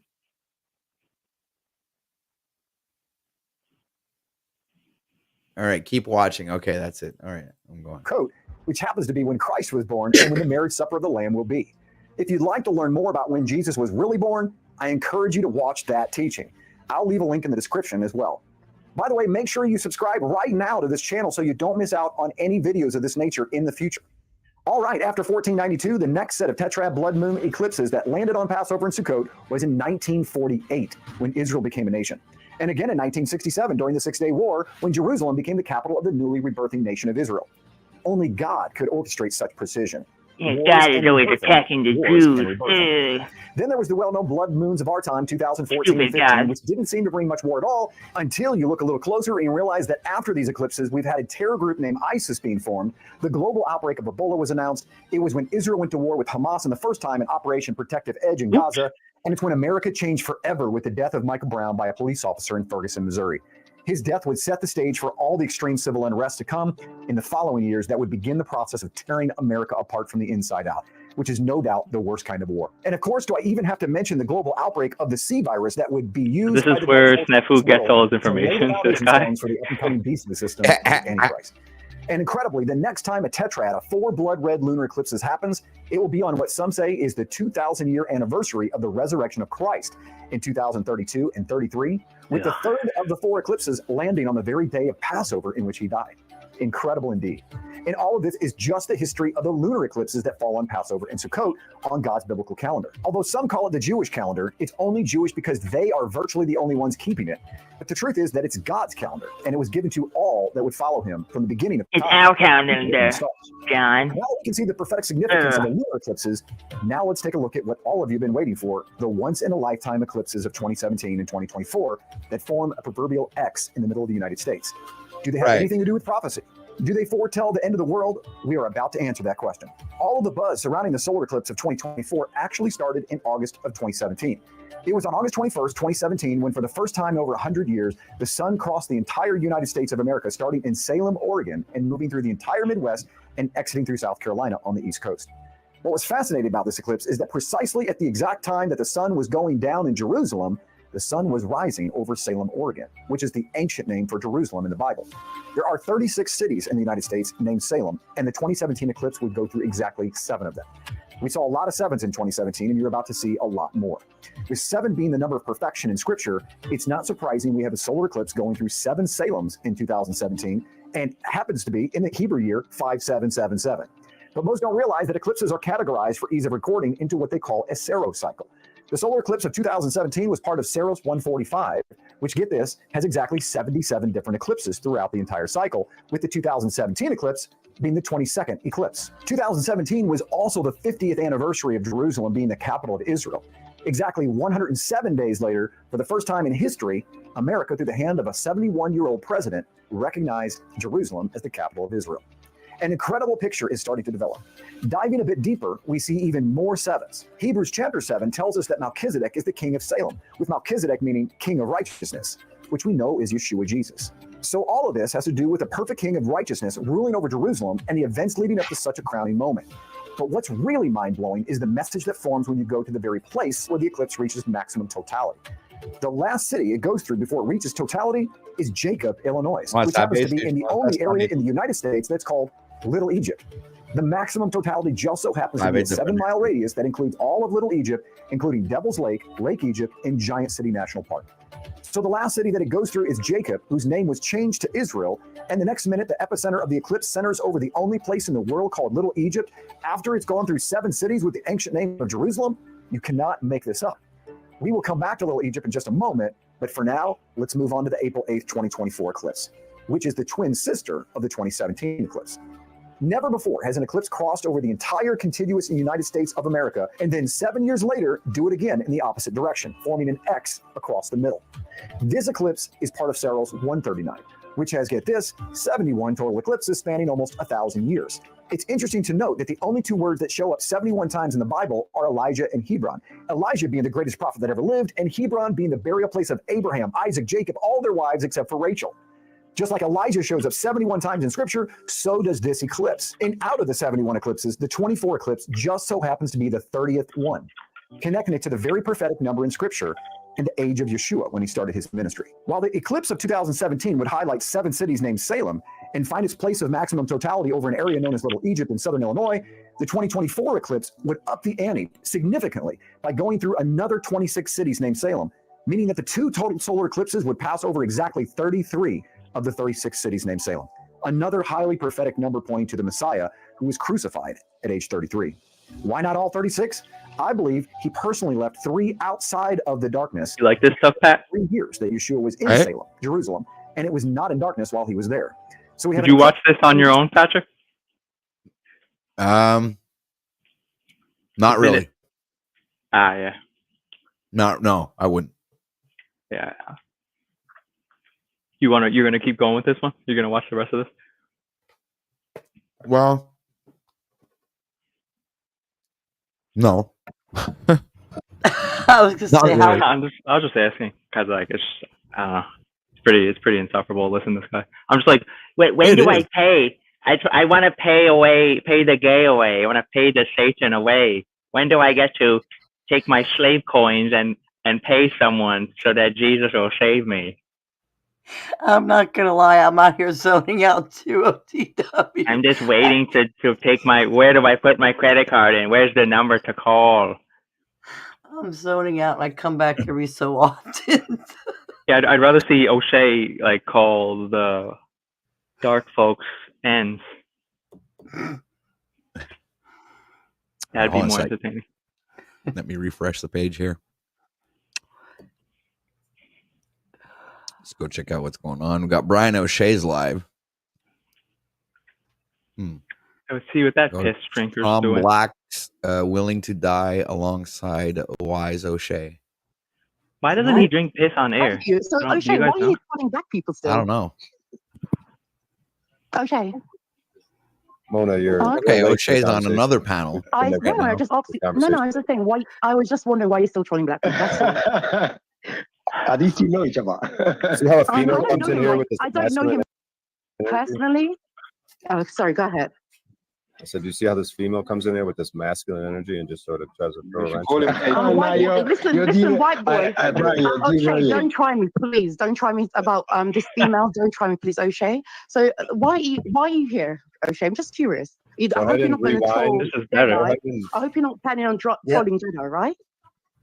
Go ahead and rewind about 20 minutes and you'll have all your I answers. asked you, no, because I know that you send people off and do dummy missions, and you see us as monkeys in zoos, don't you? To just No, but experiment and watch us. Do you Jedi not is see too us as smart for that, monkeys? man. You can't. Jedi is too No, he smart for that does. shit, man. They watch us and they critique what we do as black people, and they say, look at these We like blackies that. doing this. Mm-hmm. We Do you not invite do that. that? We invite that. Oh, okay, I'm just saying that's what he's done. Before you jumped on, Mm-hmm. I think that I was just making some headway with Brian, Okay. opening his eyes to the wisdom of his Al-Kabulanian brother. I think just now he's willing to, sheath his sword, take the knee, and pledge his allegiance to my black leadership because Okay. But Jedi, you're aware of him, yes? You're aware that he trolls black people. As long as you're aware of that, that's good. Trolling is a word that I think has been thrown around way too. Yeah, loosely. Well, you and I both know that, but this one is properly doing what he thinks is considered trolling. I don't, and I troll KKK people, but he said he's not a KK member. Yeah, what kind of trolling is he doing? Okay, so what kind of trolling are you doing, O'Shea? Are you still restreaming this over on your channel? Yeah, that's fine. Oh, okay. Just making sure. That's fine. We've been on his channel looking at what he's doing. So, that's not, it's not many. And not all black people are dumb. You can't just pull the wool over old black people's eyes. We're not all dumb. There's only Mona, we do background checks. There's only 9 people. There's only 9 people watching. It's not that deep. We don't mind. You know what I mean? And we encourage all 9 people to come over to Chilluminati Live and be part of this is Chilluminati? Community where you can chat. I was wondering what Chris was talking this is about. where he is. Yeah. Communicate. In terms of this. Am I supposed to, who's that? Yeah. Communicate. In terms of this. Am I supposed to, who's that? It's another channel. It's here. I'll show it. This is Chilluminati Live here. Oh wow. Illuminati Live. Hey, was Brian just about to fucking restream me? I think Brian was about to restream us. Yeah. I'm sorry, this was funny. Yeah. Everyone's restreaming everybody else. He was like, he came to see what we were doing for a minute. I don't know. I'm confused now. It's like, what the fuck's going on? All right, so let's just go click on Chilluminati Live. This is where Brian's at. So how you feel about black, white, Chinese, whatever, and we will have a conversation, and you always be welcome to come back again and again. Exactly. These people exist. We need them on our channel. Yeah, none of this, these people exist. Oh my God, you don't agree with me? Get off my channel. We ain't doing that. You're over here. You're welcome. In fact, it's not a snowflake. It's not a snowflake thing over here. He just said O'Shea should take a knee, and O'Shea didn't object. Mona, it's so good to hear. How's Bronsberg? That's weird. Oh, I've left that ninja alone now. I'm on another D. I was getting so jealous. Stop it! Come on, stop it! Hey, I'm gonna go comment. He's following you around. Oh, Mona's here, so I'm on here. And I was getting bored. I hope Big Back. Okay. I hope Big Back isn't the new Bronsberg. No, wait, hold on. Who? Someone's in the chat called Big Back. Let's see. No. No. No. Oh, hold on. He does stories. KKK person. Do you store your pee? I mean, O'Shea. Do you store your pee and drink it? O'Shea. I'm not obligated. You don't. I know. Of course, I know you're not. Let's not be silly. But Mona, I still want to know where you've been. I'm gonna have to have a sniff. Okay. I'll tell you privately, Jedi. Okay, cool. Sniff. Yeah. Brother. Welcome around. Okay, so sorry about that. People get really protective, Brian.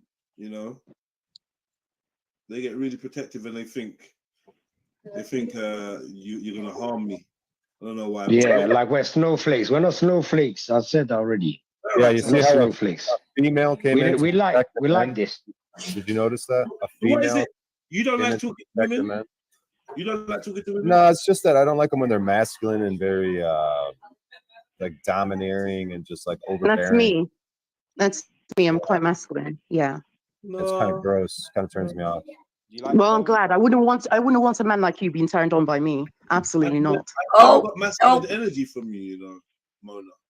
Oh, he says I'm masculine, and when I raise my voice, see, me you're too. an angry black woman. You're an angry black woman. Oh yes, of course. You're just a self-admitted masculine. So why are you backtracking now? I didn't say I'm backtracking. You said you don't like masculine energy. I said I've got all that. I've got masculine and feminine energy.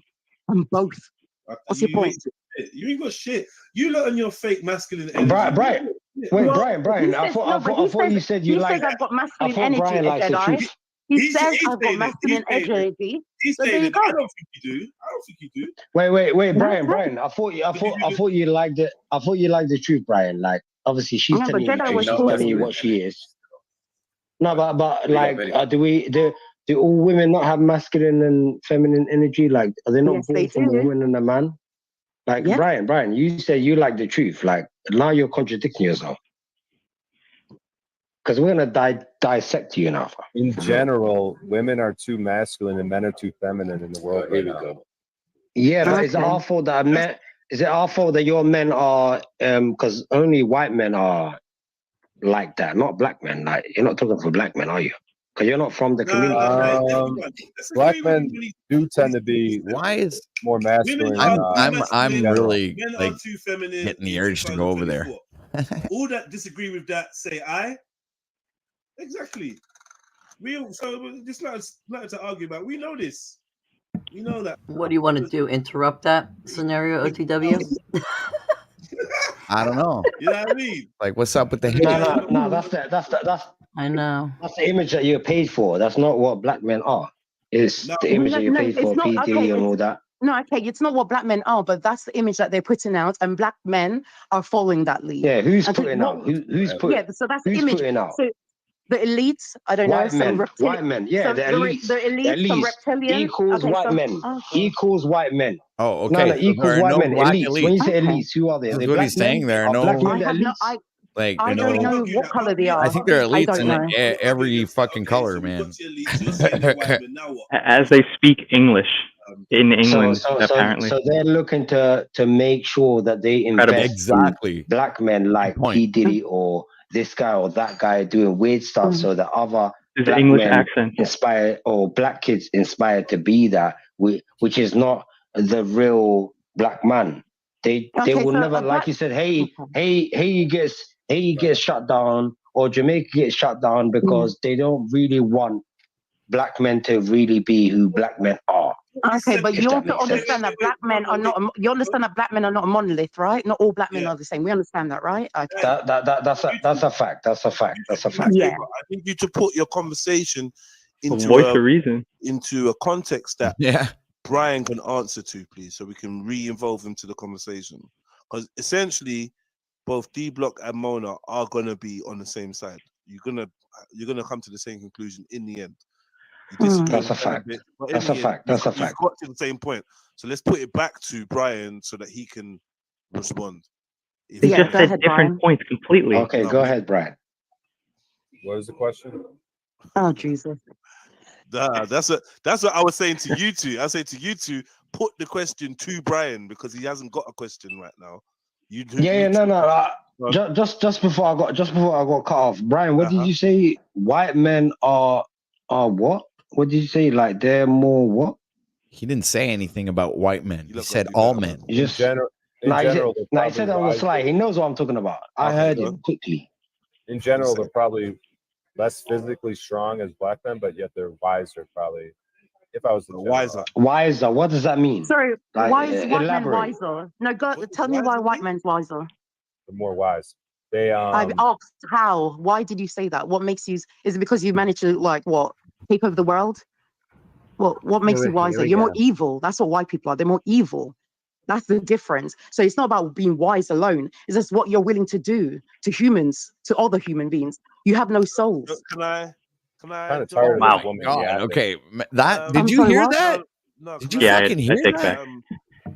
Not the voice of reason. Brian, would you say it's fair? It's kind of feeling like, well, psh, the up word and down. wise or wiser with You cunning? know, this is Right. after they say that we're racist. This is You just said that this was a. You just said that this was a great channel, OTW.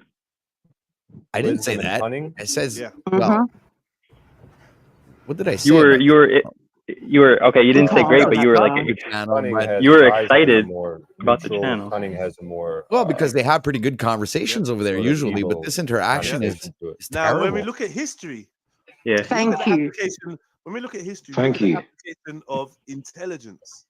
Thank you. And intelligence can be applied in many ways, and I would make the claim that the European expression of intelligence from a non-European Cam up, Chris perspective Sauce. could be deemed as cunning and sly. Mm. What do you think? Would you not agree? I'm sorry, I drifted off there. No, for a wait, second. Brian. Let me put it another way, Brian. Fucking time. Brian, let me put it, Brian. Let me put it another way. Yeah. How Would do you you agree that? Wait, let me put it. Please forgive me, Jedi. Yeah. Brian. Would you agree that hygiene is very important as a man? Sure. Would you agree that? Sure. Would you agree that? Huh? You agree Yes. that hygiene is very important? Okay, cool. Who taught the Irish? You come from Ireland. Who taught Irish people before they knew about hygiene, the importance of hygiene? I don't know what you're talking about. Of course you don't. You know what's going on. Who taught the Irish people about hygiene? I don't know. Was it? What did the Europeans teach Africans about hygiene, or did Africans teach Europeans about hygiene? I don't know. No, but You these are don't things know you should now. learn. These are things you should know and learn if you're going to stand in your principles or say what you're saying. You can't not know these things. You're saying that black people are this, white people are that. Then you should know all the faults and things of white people, and we should know all the faults and etc. of black people. Now you don't know about your history, no? That white people didn't wash themselves. Okay. I think you guys are stupid. Yeah, Oh, that's fair enough. That's fair enough. I'm not saying all this white people didn't wash themselves. I'm just simply saying that it seems that the Europeans This is insane. utilized their knowledge, Total sanity. utilized knowledge of the ancients, spearheaded some innovation in information gathering and whatnot, and actually accumulated all this so-called wisdom and used it in a cunning way against their fellow man. Like you said, cunning comes with a connotation of something not so nice. I'm not gonna lie, you guys are being a little bit boring right now. I might come back later, but Okay, then get going then. Bye-bye. Bye, Brian. You're acting like we're here to please you. We're not in a zoo. Those days are over now. No, but we want to have a good conversation, so I'd more encourage. Yeah, fruitful. I'd more encourage you to stay than leave, innit? But what I realize is that you don't really want to answer anything tough, any tough questions. I notice every time I open my the mouth. tough question of who taught the Irish how to bathe. Are you fucking? Yeah, I didn't ask stupid? that question. Yeah, that is a tough question. No. I didn't say that, Brian. I asked you a simple question. I said, do you believe? I'm not answering that question. No, I said, Brian. I never said Irish people are dirty. Drop the Brian. retards from the panel. You like make no sense and just keep interrupting with nonsense. What? Yeah, What? That was crazy. Wait, hold on, Brian, allow what? that. No, he's actually making sense. He's like, you lot are not listening to him. What did he say? You picked up the microphone and started talking about Good host. hygiene I'm and telling you, this is a directly good away from the channel. microphone. And now you're interrupting and not making sense. This is what he reckons. Afu, stop making He doesn't statements wanna that aren't answer true, that. you He doesn't fucking wanna get loser. drawn into that. So I just wanted to know about like his, because you asked him about wisdom, He's, right? he's just not encouraging the You asked him nonsense, which about is it's wisdom fine. and how is he wise. Brian's doing I a was good trying job. to get to the point He's of not how this trolling at wisdom all. has manifested You know, itself, shown itself, contrary and to what that woman was how telling him when other she showed up. citizens of Earth may deem this so-called wisdom. That's what I was trying to pin him on. But he doesn't want to be pinned down. I don't think he actually wants to have any kind of depth. Yeah. But, No, but that's the whole point. That's the whole. Oh, I'm sorry. Go ahead, Jay. No, go, sis. Okay, no, I'm saying Girls that first. Jedi, he's used to talking to dumb black people. See, your channel is intelligent. Like when he comes to intelligent black people's channel, he doesn't know what to say. He acts like this. So all of us in this chat, your channel is. What? Okay, I gotta go in there, man. I had enough. No, okay, so you're intelligent. Your channel is intelligent, and he's used to dealing with the beef sector. The beef sector where they do N shit, nigger shit, or whatever. He's used to dealing with beef sector. So this is not the type of sectors he's used to, where black people are smarter than what than he believes they are. Isn't that right, O'Shea Jackson? I am going in there. Okay. That makes sense. No, he's over in the beef sector. He can run circles around them. I've never seen him this No, quiet. but you know what? Big up Brian for coming on, though. That's a brave soul. I hear you, Brian, what you're trying to do and all that. But Brian, come on. Sometimes, like, it ain't gonna get you nowhere. You're being ignorant by thinking.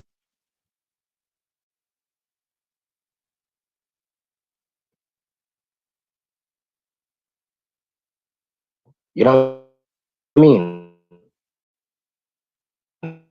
Like, I've been on this channel for a half hour to 45 minutes now, and if that's all you got out of this conversation, that's why I see. I don't know what to tell you, but you guys are being boring. I'm saying, Brian, being boring, and I'm getting ready to leave and go on to another panel. If we're boring, you haven't ducked. Hey, OTW, big up yourself. What's up, man? OTW News. Yeah, Salute, my cam's salute, open. Salute. I'm here in peace. man. Just wondering why there's so much hate. We've been watching from a distance. Right. Yeah. We are also hate from who? broadcasting and restreaming right now. So I just wanted you to be aware of that. I said hate from who? So first of all, who are you getting seen hate I'm from? speaking about you directly. Now, Lane, come in the room first, bro. I'm who are you seeing hate from? Yeah. I see hate from you, coming from you, directed towards Mr. Brian O'Shea, which is you have no because I know his history. You do not. I've been on his channel. You're actually yes, I do. I've been on his channel. I've been over there You're to him. actually conjecturing his history and actually bringing into question his intellect, which I find disingenuous on your part. And he said black people are stupid. Intellect you he said black people are stupid. OTW, maybe if I try with the accent, I'll sound smart like this chick faking it. I'm not faking my accent. Anyway, so continue. No, you're faking trying to be smarter than O'Shea. You are the I'm not trying to be. I'm not trying to be smarter than someone who. I'm not trying to be smarter than someone who trolls. I'm not trying to be smarter than someone who trolls black people. I'm not trying to be smarter than that. I don't have to try. I don't have to try. What he's doing, he brings race up. He brings race up. Look at his channel. Look at his channel. He hates on black people, and he sees us as an experiment. He sees us as an experiment. We're not an experiment. We're not. Stop. The slavery days are over. We're not here. We're not an experiment. Racist with an accent. We're not here for. We're not your experiment, and we're not a circus monkey. So if you would think we're going to conjecturing the fact that you think if you think we're going to perform, he said he's bored. He said he's bored. He said he was bored. Being completely. He said he was bored. Okay, sorry, Jedi. He said he was bored. He said he was bored. We're not circus monkeys. Simple. He said he's bored. We're not here to entertain him. Conversation. I said we're not here to entertain him and denigrate Brian O'Shea, which has not done anything to receive this kind of treatment from you, ma'am. Okay. I've dealt with him before, sir.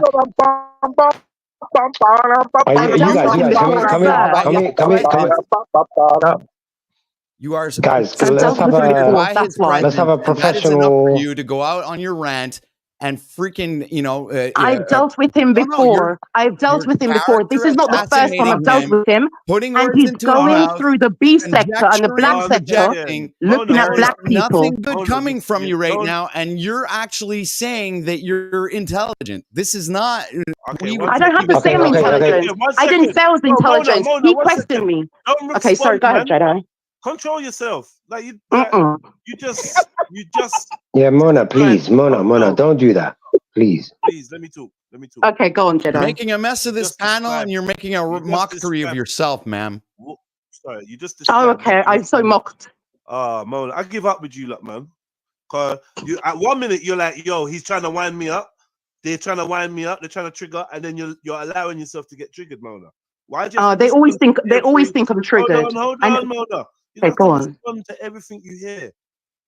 You don't have to respond because it just makes you sound like you're trying to argue with them. And I know you're not, but it just sounds I'm like not. No. just let one of them talk so we can hear his perspective and then we can respond.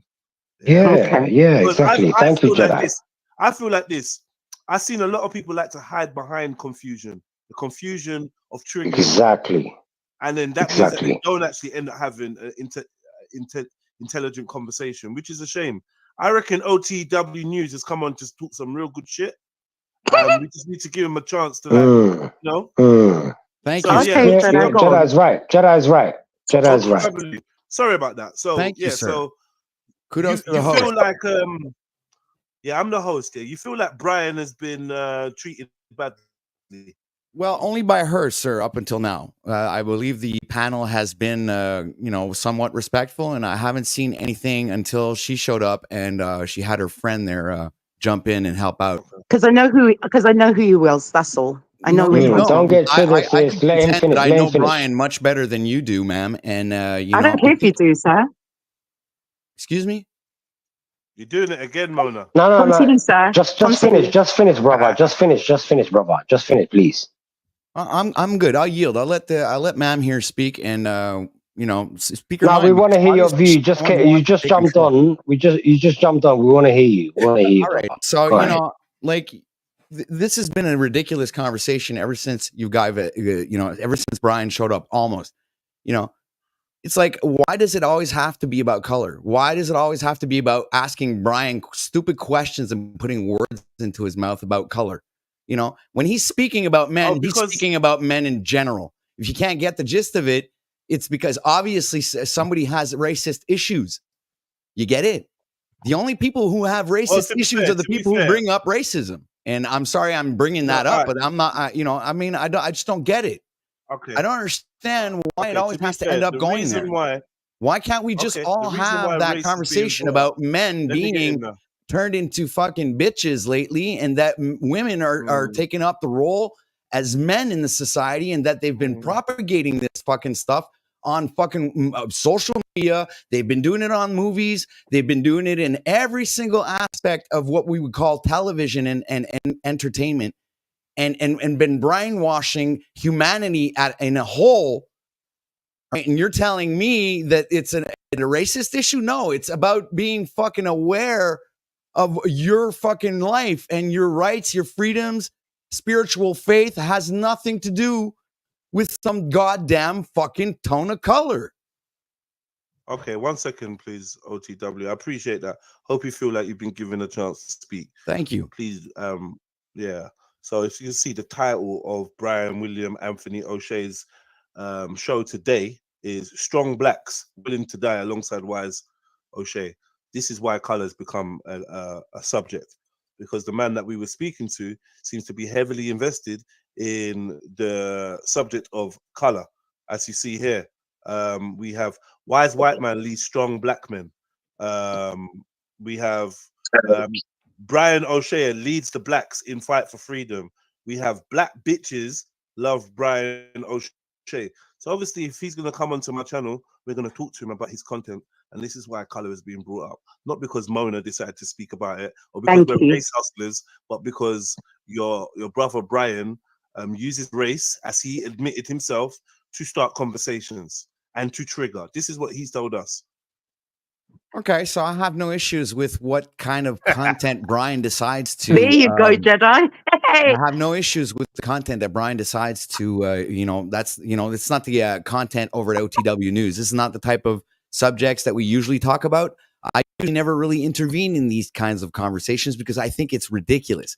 But Brian, I believe, has a mission. He's out there trying to show exactly what I'm telling you guys to your face. He's doing it in a different way. He's just going at it from a different perspective, because when he shows up on panels such as this one, he's the one who gets the heat. He doesn't come up and he doesn't start shit. He comes respectfully. He says what he has to say. And I've never seen him actually have any disrespect towards anyone when he comes up on panel. But I've seen from so many different, avenues and different fucking perspectives that they fucking attack him directly. And I say this. Mr. Can I say this, right? OTW though. I don't like. Sorry, who's that? Mag. I'll Yeah. let you go next, Mag. Yeah. Cool. I don't like many of the modern day terminologies or phraseologies that are thrown around, but there is one that I will use that describes Brian O'Shea's MO, and that's one called gaslighting. You understand that? I understand that, absolutely. I do see see the trigonometry through this. I understand, but it does make for interesting. So when you say conversation. oh, he's just being he's just being calm and he's being polite and yeah, that's right. We can there's a way for me to passively draw out that emotion from you and then sit by and be like, oh look, angry OTW. Oh, you know, it's a game and some are more susceptible than others. I'm not very susceptible to it. But No, I'm not. Well, you can say I'm angry OTW, but I'm just like, this is me, man. This is the authentic. You can't get, you know, this is the way I am. I'm like this on my own panel. You know, it's like I'm like that everywhere. No, me too. When I have something to say, I just say it, right? I come out and say my the way and I've seen Brian around. I've seen what Brian has been doing lately, and he's been doing a great job in my perspective, and hasn't done anything to harm, injure, you know, or there's no injury, loss, or harm being caused. And I've seen a lot of controversy just by seeing his presence on particular panels. All right. So, I mean, this is from my perspective. You guys are, you know, I'm going to yield and let you guys what does contribute. OTW Out of this world. What does OTW stand for? Out of this world. Out of this world. Yes, sir. Okay, cool. All right, Mag, sorry, my brother. Manners and respect. What was you going to say? That's up, OTW. Yeah, it was in response to what OTW was saying because I think we had a good chat with Brian today. You wrapped that up good. I thought you were gonna drown for a minute. I wouldn't say it was with the utmost respect. Like just some of the things that you said. Maybe he's normally really cool and stuff like that, but to be honest, he's turned up with an angle today that is good to actually talk about, and we're happy to talk about. But at the same time, most of us probably don't really appreciate. And then if he's using that to have a different type of conversation, it's like maybe familiarize yourself with the channel because it's like that's where most I've been following you guys for a while.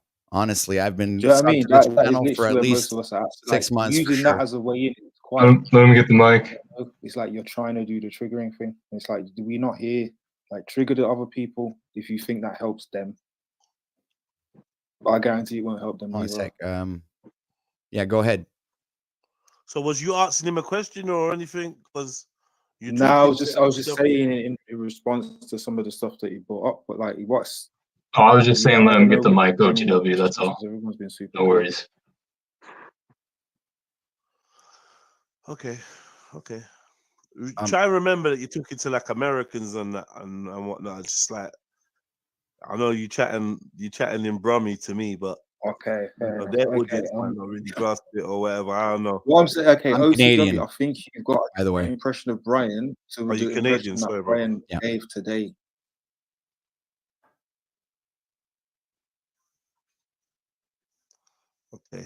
Okay.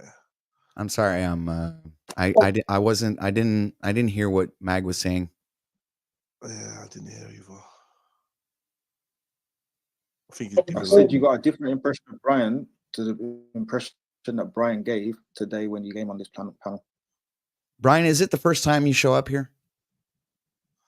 I don't remember being here, but they say I was here before, but I don't remember talking. I've not spoken to him before. So this is your first interaction, Brian? As far as I know, Yeah. I don't remember. No, Brian, it happens. Yeah, Brian, you've been on so many panels, you don't remember. It gets like that sometimes. You've been here before, Brian. That's not the question. That's not the question. What I'm saying is, wherever you go, just make a new statement. Just make a new statement, or just say something else. There's no point repeating it 3 times because he's not even responding to you, Mag. He ain't responding. All right, fair enough. I don't know with you two. No, he's responding, but he's not acknowledging. So you know. Yes, yeah, that's it. Yeah, he's not acknowledging or whatever. It's whatever. Let's move on. Who are you speaking of, me or Brian? Yeah, you're new, and because now we spoke to Brian, I get it with Brian. He's cool. Okay, so what was I supposed to acknowledge? So you're Brian. I'm trying to determine, yeah, right? Like, your point is not being racist, right? Like, I want to get that right. Like, you don't hate black people, do you? Or do you? Not at all. Or you got a problem with them? Maybe you don't hate them. Maybe you don't hate them, but you got a problem with them. Like, I've been on this show for about an hour now. If you guys can't determine from my initial conversation back and forth, like what the fuck I'm doing and what I'm talking about, like I don't know what to do. No, but it's nice to for those that are not in tech. Like, obviously, I'm not on your level. Let's say that, Brian. Well, for someone like me, someone like me that's dumb, yeah, that's a spastic. Can you break it down for me, please? Please. That's all I ask. I just want to understand. I've spoken here for a half hour to an hour straight. I've given my fucking point of view. And what have you said in the hour? You haven't said much. Can you elaborate? Like, what have you said? Okay, Like, what is your? So wait, let me try this tactic. OTW, me and Brian reached a glass ceiling when we were trying to discuss who benefits from this system, this system of slavery by consent. Who built this system, and who benefits from it? We reached to that point, and I think we had a difference in communication styles. It broke down. What do you think, OTW? Well, what I perceive. Sorry about that, man. What I perceive of the conversation was that we brought it up to the elites, if I'm not mistaken, right? Yes. And then we made a color issue with that, right? It's like the elites are white. Yeah, that's elites what are I white. heard, right? This is what that's where the conversation led to again. So I was like, well, why are they white? He's like, who are you? Have you ever met an elite? Like, who are you to say like they're not like maybe 500 or 5,000 Chinese elites and 4,000 fucking Russian elites, and then you got another 10,000. Is that what you truly think? When you look at the power system of Earth, the control system, is that what you see? Well, I do believe that the system is obviously run under a slave system that probably has been brought down from Rome. If you want to ask me, it's like it's been here and established for generations and generations, and it's like we're all a part of that slave system. No one is free of it. I would agree completely, but being a part of it, I would agree as well. Being a part of it and enforcing it are different. Right. So then you have to look at the policy enforcers when you're talking about that type of situation, and not right. And the man who's living on the land. And then it goes from law enforcement, and then it makes a leap from law enforcement to government. Would you agree? To government, to exactly. But the law enforcement are just like the bodyguards or the security guards of that particular system and policies and or elite that's why when privately I think of the elites, owned government operated systems, right? What operated system? I said privately owned government operated. So it's like the elites are the private aspect of it, and they own the governments. You get it, and they're the ones running all the shit, and they're the ones pushing the indoctrination. They're the ones pushing the Rockefeller education onto everybody. They're the ones, programming the slaves to be, loyal and fucking to the point of even snitching on their fellow neighbor. Right. It's really far gone, and even Canada. We're about to change our name. Me too. I fully agree. I fully agree with you, OTW. Obviously, I would throw in there that even though the hierarchy of the control mechanism does appear to be overtly European in nature and history, I would say that these people actually only utilize race as a tool of division, and not as something obviously. that but they don't. Hierarchy to their benefit. To their benefit, guys. There are so many levels of separation. It's insane. It's like you know, you could talk about race, but what about political differences? What about religious differences? What about freaking what this world? People believe it's a simulation. Other people believe it's a flat Earth. Other people believe it's a globe. Other people believe it's like it's, you know, we live in a toilet bowl. Who knows? You get it? I mean, there are so many different reasons No, for us to argue. brother. Let me make his point. Let him finish the point. You're Go on, interrupting. sorry. Yo, let the conversation flow. The brother was talking. No, sorry, my bad. I'm just making the point that there's so many different reasons for us to argue, when all we have to do is find reasons to build conversations where we grow and you know, all better ourselves and come up with other ideals and ways of living that will benefit humankind. You understand? Not just one particular race or venue, or even, let's say, elites or rich people. You got, you know, there's another division, rich and poor people. That's another dynamic. Poor people hate rich people, and rich people despise poor people. You know, it's like there's almost no way out of it. It's a double-edged sword which cuts like a razor blade on both sides. So then, why do you think that Brian's, to quote you, trigonometry is such a good technique? Because you seem to be saying, let's take our attention away from our racial, cultural differences, and let's look at the overarching ruling class that are enslaving us all. Exactly. And I would agree with you. But that's in the the whole same point. breath, But I believe Brian is his initial. One second, I'm sorry. One second, bro. I'm backing off. 1 second, brother. In the same breath, you believe that Brian's inflammatory or controversial approach to these subjects is a good one. And I'm not sure why, because what happens is people get fixated on color. When we go to Brian's channel and you see him saying black bitches love Brian O'Shea, it makes you Here, I have an skeptical absolute about- good psychological response to that question. All right. Oh, Is go when for it, you're please, when please, you're go. let's say I'll say something that's false about you, okay, or that I might believe is true, right?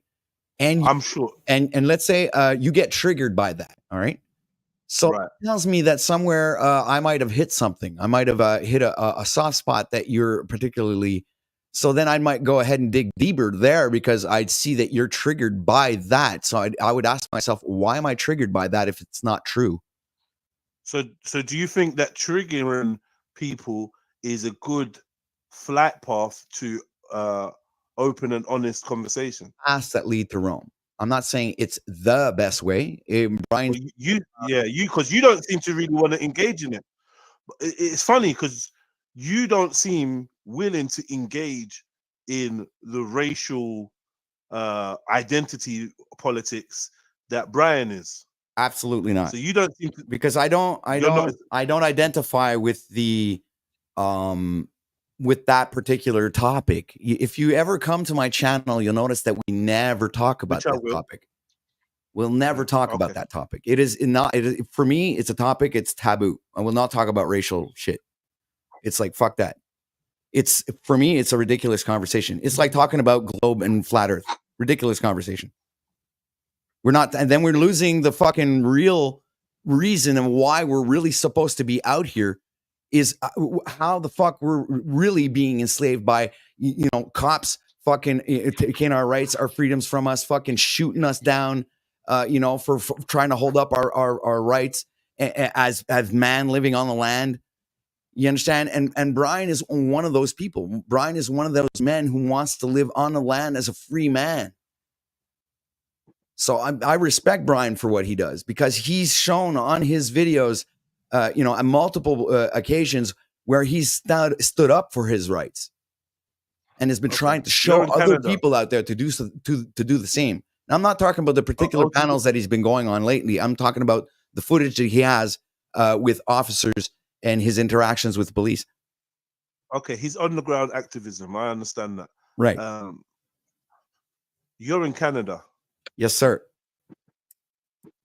From my understanding, Canada is one of the trailblazing countries where the free man on the land movement first really picked up some momentum, and there were people actually out there armed doing shit.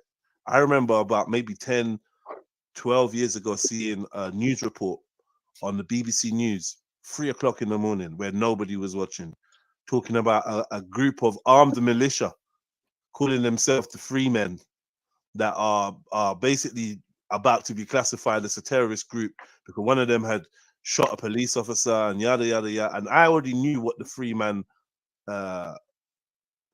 ideology or ethos was, which was to break away from your legal fiction, stop using your legal fiction, and deregister yourself and live freely from the land as a sovereign. I understood that, so I knew it was no threat to to your fellow man, but it was being painted out as a terrorist organization. Where is Canada now on the map when it comes to this whole free man thing? Well, Do they I'll still say have that there are big not groups that like that? many Canadians that are up to the task up until now. I've myself had 2 interactions with the police, both on record, on video. Obviously, they were not successful because of the laws are not exactly the same in the United States as they are in Canada. So I do have a lot of research to do on my end. But I do firmly believe that there are transgressions to the level of human rights, and that there are ways to be able to stand on those rights.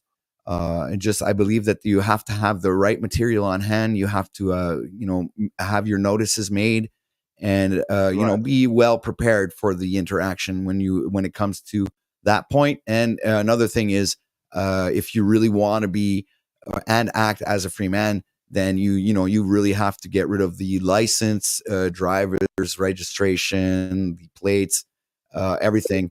Drive around with none of that. And if they stop you, this is where you're supposed to stand on your rights to travel as a free man on the land. So there's a lot of I would say investigation and research. Is that a road that you're trying to travel down? It's a lot of yes, absolutely, with beyond the shadow of a doubt, because beyond that, there's also many other aspects to, like you were saying, sovereignty. But I would not take up the moniker as sovereign citizen, because that's like a fucking oxymoron right off the bat. Like, you can't be a sovereign citizen. It's impossible. They contradict each other. So. Can't be sovereign and a citizen at the same time. That's stupid. Right. Can't be a subject and sovereign. Yeah, you're correct. So tell us a little bit more about what's going on in the world right now that you're interested in having conversations about. This my broadcast today was about the eclipse coming up. Strangely enough, I was speaking a little bit about the eclipse. Yeah, at the beginning. Yeah, that's crazy. You was. So what's your take on the eclipse? Well, there's like 3 or 4 different theories out there. You got the Jonas theory. You got the what else is like the 3 days of darkness? Yeah, that's the Jonas one. What is the other 2? There's like the blue beam theory. Everything's gonna be all fucking projected and it's not real. Then you have what's the third theory? The coming of Jesus Christ, the second coming of Jesus Christ. Yeah, you got a couple of them. It's Ramadan. Hold on a sec. I got more stuff. You got they're launching missiles that day. They're also activating CERN. Locusts, millions of locusts will be coming out out of nowhere. And you got a comet on top of it, right? So a lot of shit's going down. Most of them are not mutually exclusive, bro. Yeah, sorry. Yeah, go for it, Axum, please. Yeah. So when are they gonna activate CERN, you think? OTV? I think it was scheduled for the 10th of April. Really? Oh my days. Right. So, and you also believe that Jesus is coming now, yeah? Or Well, it's like I just mentioned a few. I threw a few theories that were out there right now. I don't I don't know what to think. I do believe that there might be some kind of ritualistic satanic shit going on, but that's going on every week. There's nothing new under the sun for that. I mean, so what to expect? I don't know. In terms of the red heifers, do you believe you know about the red heifers, right? That's vague a bit. Please, jog my memory. Okay, so the flight path of the comet, the flight path, the visual zone of the eclipse. There's the eclipse, and then there's the flight path of this comet, and apparently, it's passing through some places in Texas. One of them being Rockwell, Texas, right? Okay. Rockwell? Am I saying it right? Is it Rockwell? Yeah, I believe it's Rockwell, Texas. Rockwell, Texas is where the three blemishless heifers, the three red heifers, have been transported from America to Israel. They were transported about 5 years ago, something like that. Okay. And it's apparently these three cows are prophesied to be sacrificed, symbolize or mark. Okay, yeah, I know where you're going. Yeah. Okay, keep going. So now it seems like they're limbering up. Israel has recently revealed the furnace and the like walkway that they've built to sacrifice these cows in front of where this third temple, or where this old temple used to be. So directly in that spot where the old temple used to be, they've not sacrificed these heifer cows for 2,000 Where the Muslim mosque is, Al-Aqsa or something? Al-Aqsa.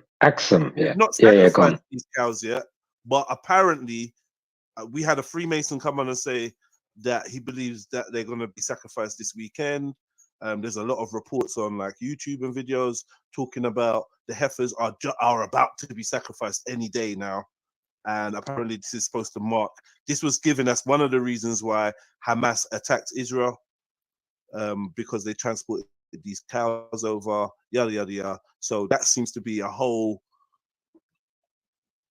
scenario going on. Now, the funny thing is, the flight path of this comet is, when it flies over America, is incredible. It's flying over places like Eden, Damascus, Nimrod, Herod. These are some of the places in Texas and Ohio. Yeah, they just been lurking. Them names have just been lurking. Salem and that. So it just seems to be very, for want of a better word, coincidental that there's a high biblical kind of theme running throughout all this solar stuff. It also begs the question, is it actually an eclipse, or is it that fucking comet blocking out the sun coming and going to hit us like in the movie fucking Don't Look Up? But don't Israel also trying to force the second coming? Right? The first, yeah. And they're also trying to build a temple, like, I mean, this Netanyahu was instructed, I heard from some documentary, to like force it. I mean, Axum, is funny that you say that, because they, even in the Islamic religion, it says that they plan, but God plans as well. Like, so it's like sort of a plan on top of a plan. So you could say that humans are planning, like the Jews are planning. It's part of God's plan as well. Like, he's allowing them to do that, so that Jesus or whatever comes. Religiously, even though humans do a certain thing, it's all a part of God's plan. Like, God's allowing it. Like, it would never happen if God don't allow it, because it's climax. Are you a religious man? I wouldn't consider myself a religious man. I would say more spiritual. Okay. Just briefly, because you may or may not want to get into it, but thoughts on Israel and their claim to the land? I believe, from my perspective, the way I see it, I think the elites are acting out they're acting out the scriptures. I believe they might be forcing the hand of prophecy. Yeah, and this is the point I was trying to make. Is like sometimes in the Islamic religion, yeah, it says that you know, like how you're saying all the elites are doing a certain thing. So God lets you know that they plan, but I also plan. Like basically allows them to do a certain thing, but ultimately is really God's climax. Like He wants this to happen. Does that make sense? So for them, for the ones that He actually wants to go to hell, He allows them to think that they got power, if that makes sense. So He allows them for certain things to come true. So it's happening, It looks like, yeah, we're making this happen, fuck God, da da da. But really, God's like, yeah, I want all of that to happen so that my Messiah can come and, do you know what I mean? I can let you know. And you've already like shot yourself in the foot where you feel like it's kind of like ego. It's like ego, yeah? Where instead of praising God, like, thank you, God, like I was in a tight place, you helped me. Some people feel like, fuck that, I made that happen. It was all me. These times in private, they were begging God. It's like someone that is like an atheist. He doesn't believe in God, but he's out in the sea and his boat is starting to drown. All of a sudden, he's saying, "God, please help me," but he don't even believe in God. So Now that's you what see. God's Now you letting see. you You're know making me that think of human. Jack Talcott. It's like another guy in our community who is just like that.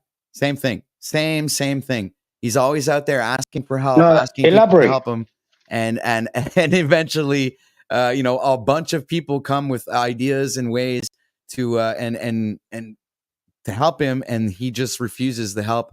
And just like your guy in the ocean's waiting for God to help him, and those 3 boats pass by, and they, he just like, no, God's gonna help. No. My point was this: was the atheist. You know, atheists. Yeah, someone will tell you their whole life they're atheists. Let them be in trouble, they will scream out for God. Like it's like innate to us. It's innate for us to. But what God is saying is, He allows people to think that it's them. But ultimately, it's me allowing them to think it's them, because at the end of the day, He wants to say to them that, bro, I allowed you, and do you get what I mean? Like atheists, why do they, if they're in trouble, why do atheists scream out for God? Because even in the books, God says, I allow them to think that it's their plan, but ultimately it's my plan. Okay. Everything, All even right. them All right. deceiving me. Wait. Go on, I'm sorry. trying to bring this. You're going very far. I'm trying to bring this back to the eclipse because I was quite interested. So we kind of briefly touched on the Christian or so-called belief about the eclipse. You mentioned Jonah. Yeah. Jonah, did you say? The Yeah, 3 who's days of Jonah? What's his darkness. theory? In the whale type of thing. Yeah, No. exactly. Well, it's the 3 days of darkness, because he, I think the story of Jonah is like he went to Nineveh to warn them of, like the incoming wrath of God, and how they're being completely, I guess unlawful and unhonorable in the eyes of God. And he goes and he refuses to go there, I believe, and he goes out into the ocean, and God is angry, and he gets swallowed up by a whale, and he stays in the belly of the whale in total darkness for 3 days and 3 nights. It's like That's in the Quran as well. Yeah, go ahead. Right. So then he comes out of the belly of the beast and finally does the task that God had sent him out to do, and goes to Nineveh and warns the city or the that place, about he's spreading the message of God. In other words. So I mean, okay, yeah. So how I don't get, how does that relate to the eclipse? Well, because of it's passing through 7 different cities. It's the path of the eclipse is it has I think 7 cities named Nineveh in its path going through the United States. So this is why and Go ahead. No, well, finish. this is why they're relating it back to that the prophecy or the story of Jonah, which they believe the eclipse is going to cause like 3 days of darkness, which would probably call upon the rapture, and entails another part of like the religious beliefs of what the end of the world is going to look like, or the return of Jesus.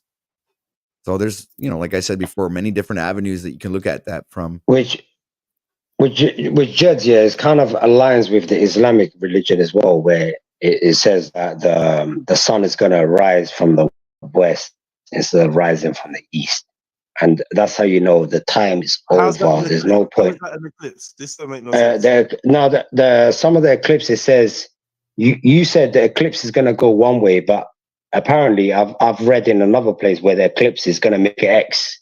It's going to go one way and it's going to come back again. It's going to make X, and it's the point. And the devil's letting you know, in America, this spot. Right. And the name of the road. Yeah, so the devil, the exact road, and the name of the road is Salad. And then, okay. Now, guess what's funny? Hold on. Stop. What is funny is the so-called, so you got the eclipse, and then we've got the comet. Did you know that the comet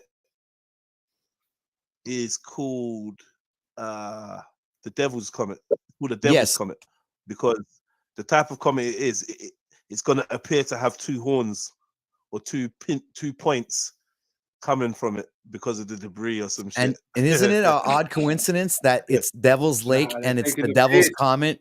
So what is it, like that comet going to hit Devil's Lake? The devil, you get it? The correlation there. At the same time, they're gonna turn up the CERN place. This is crazy. Wait a minute, and don't forget what they say. Yeah. This event, you're gonna remember it for the rest of your life. This is what they say. This is the slogan, I guess they're pushing right now. It's like they're taking why are they doing this with everything? All right, let's see it. And the pit today is a black and white version of Jim Lee's X-Men number 11. We're read out of Matthew chapter 12, verse 39. It says, "Only an evil and adulterous generation would demand a miraculous sign, but the only sign I will give them is the sign of the prophet Jonah." Watch this. Well, what's the sign of Jonah, you may ask?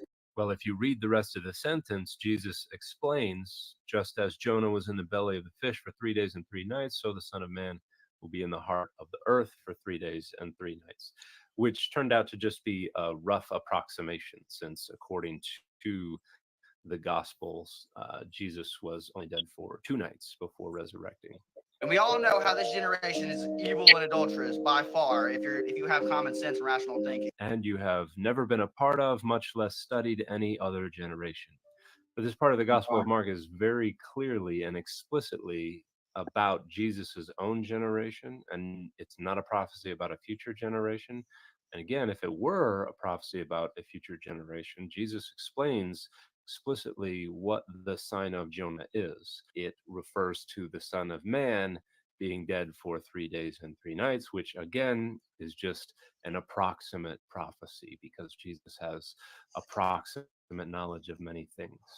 But anyways, what I'm getting at, this right here is the 2017 solar eclipse. This right here is the 2014. Yeah, that's the cross I was talking about. It's going to be making an X over the United States. 2017 was 7 years ago, and the next one is 7 years later, which is going to be here in a month. And we all know how the number 7 always pops up in the Bible. I've actually been getting a lot of questions recently about the significance of the number 7, and I would not be able to explain it any better than my friend Andrew Mark Henry with Religion for Breakfast, who just published a video on the significance of the number 7.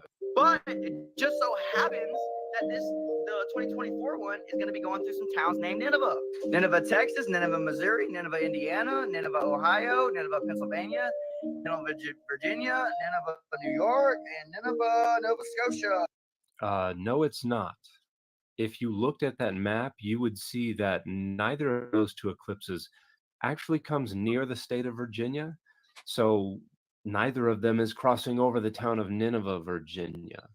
So for those of you who still need help thinking critically and Googling competently, if you had bothered to look up any of these towns, you would see that they are located at the red dots that I have placed over the map that this creator is using. And you can see that the eclipse actually only passes over 2 towns called Nineveh. Sorry, that's enough. Indiana That's enough. and That's Ohio. enough. So it Two is turns enough, out, bro. And and it's close enough to the rest of them. Like, why are they so close to each other? They're on Well, the path this is the anyway. thing. Sorry. I think that the eclipse is some guess kind what? of 1 second. Let me a just say this. distraction. Let me just say this quickly, brother. When they want to give us constellations of the stars, this is close enough. Yeah, thank you. None of that shit's that close. Yeah, this shit is close enough. When they want to do constellations, some of the stars in the constellations are not on the line like that per se. You understand? So I think this is good enough for me. I'm not gonna lie. Yeah, I you're tend on to the agree with path you. of- Yeah, they're on the path. Yeah. They will witness the eclipse. Thank you. I was about to say, won't it be visible to those places at least? Of course. If Yeah, they're probably. the way they're situated. It's going to be visible from where These I'm monkeys at, are and aggressive, I'm you know. These actually monkeys are from so aggressive. I'm from Quebec, Canada. So that's like just up over the line at the top of that map there. Right. I mean, regardless of where it's going to land, the fact that it's making a cross, the fact that certain religions are saying, for example, Islam, that's saying it's coming from, the sun's going to rise from the west, and when it rises from the west, it just kind of proves. Do you get what I'm saying?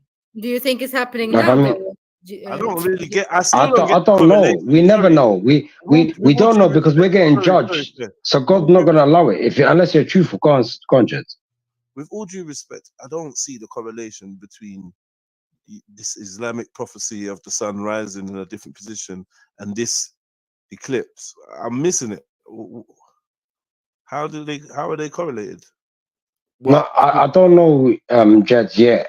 That's why I'm not confident to speak like that. I'm still researching. Same way I just researched about that. But it's like I researched about that, like the same things that I've thought about Islam, and I've researched and I thought it's fake, but it's like keeps on coming true.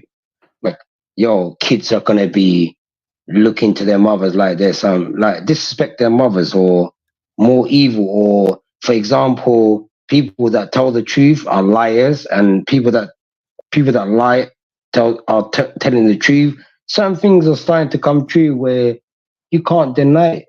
To me personally, does that make sense? But still, I'm still in the research. But you know what it is with God, because He's judging me as well.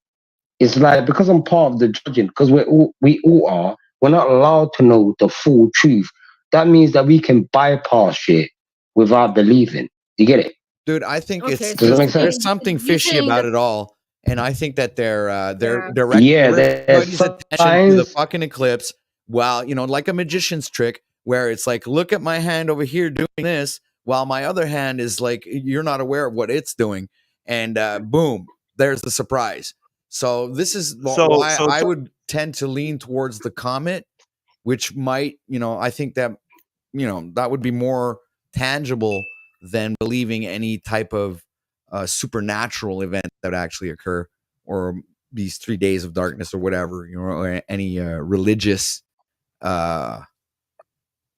belief system or prophecy, right? It's like I would tend to lean towards the fact that there has been But brother, I've been researching another thing. When you die, you kind of leave your body, yeah.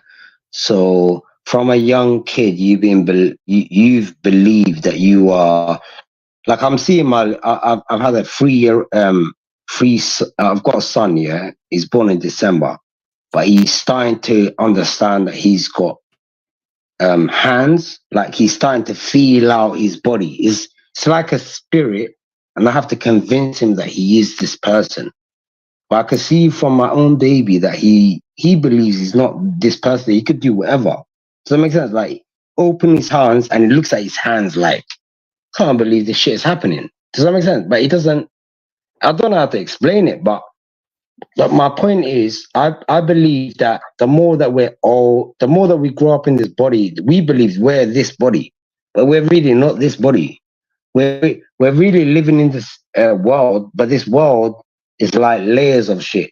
There's things that we can't see. There's spirits that we can't even explain. There's people that do juju, yeah, and there's spirits that we can't explain. And it's because we so believe in this body that we just been born into, and because we have this reality. But I feel like within this reality, this earth, there's another layer of this earth that our eyes can't see.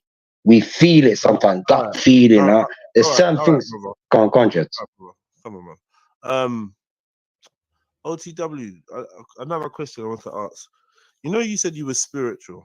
Yeah. What, that seems to be quite a regular response in 2024. What does that mean to you? It means I believe in God.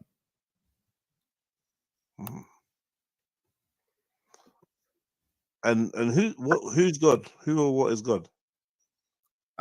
Dude, if I were able to do that, I guess I'd have a lot bigger following right now. Do you have some form of an idea?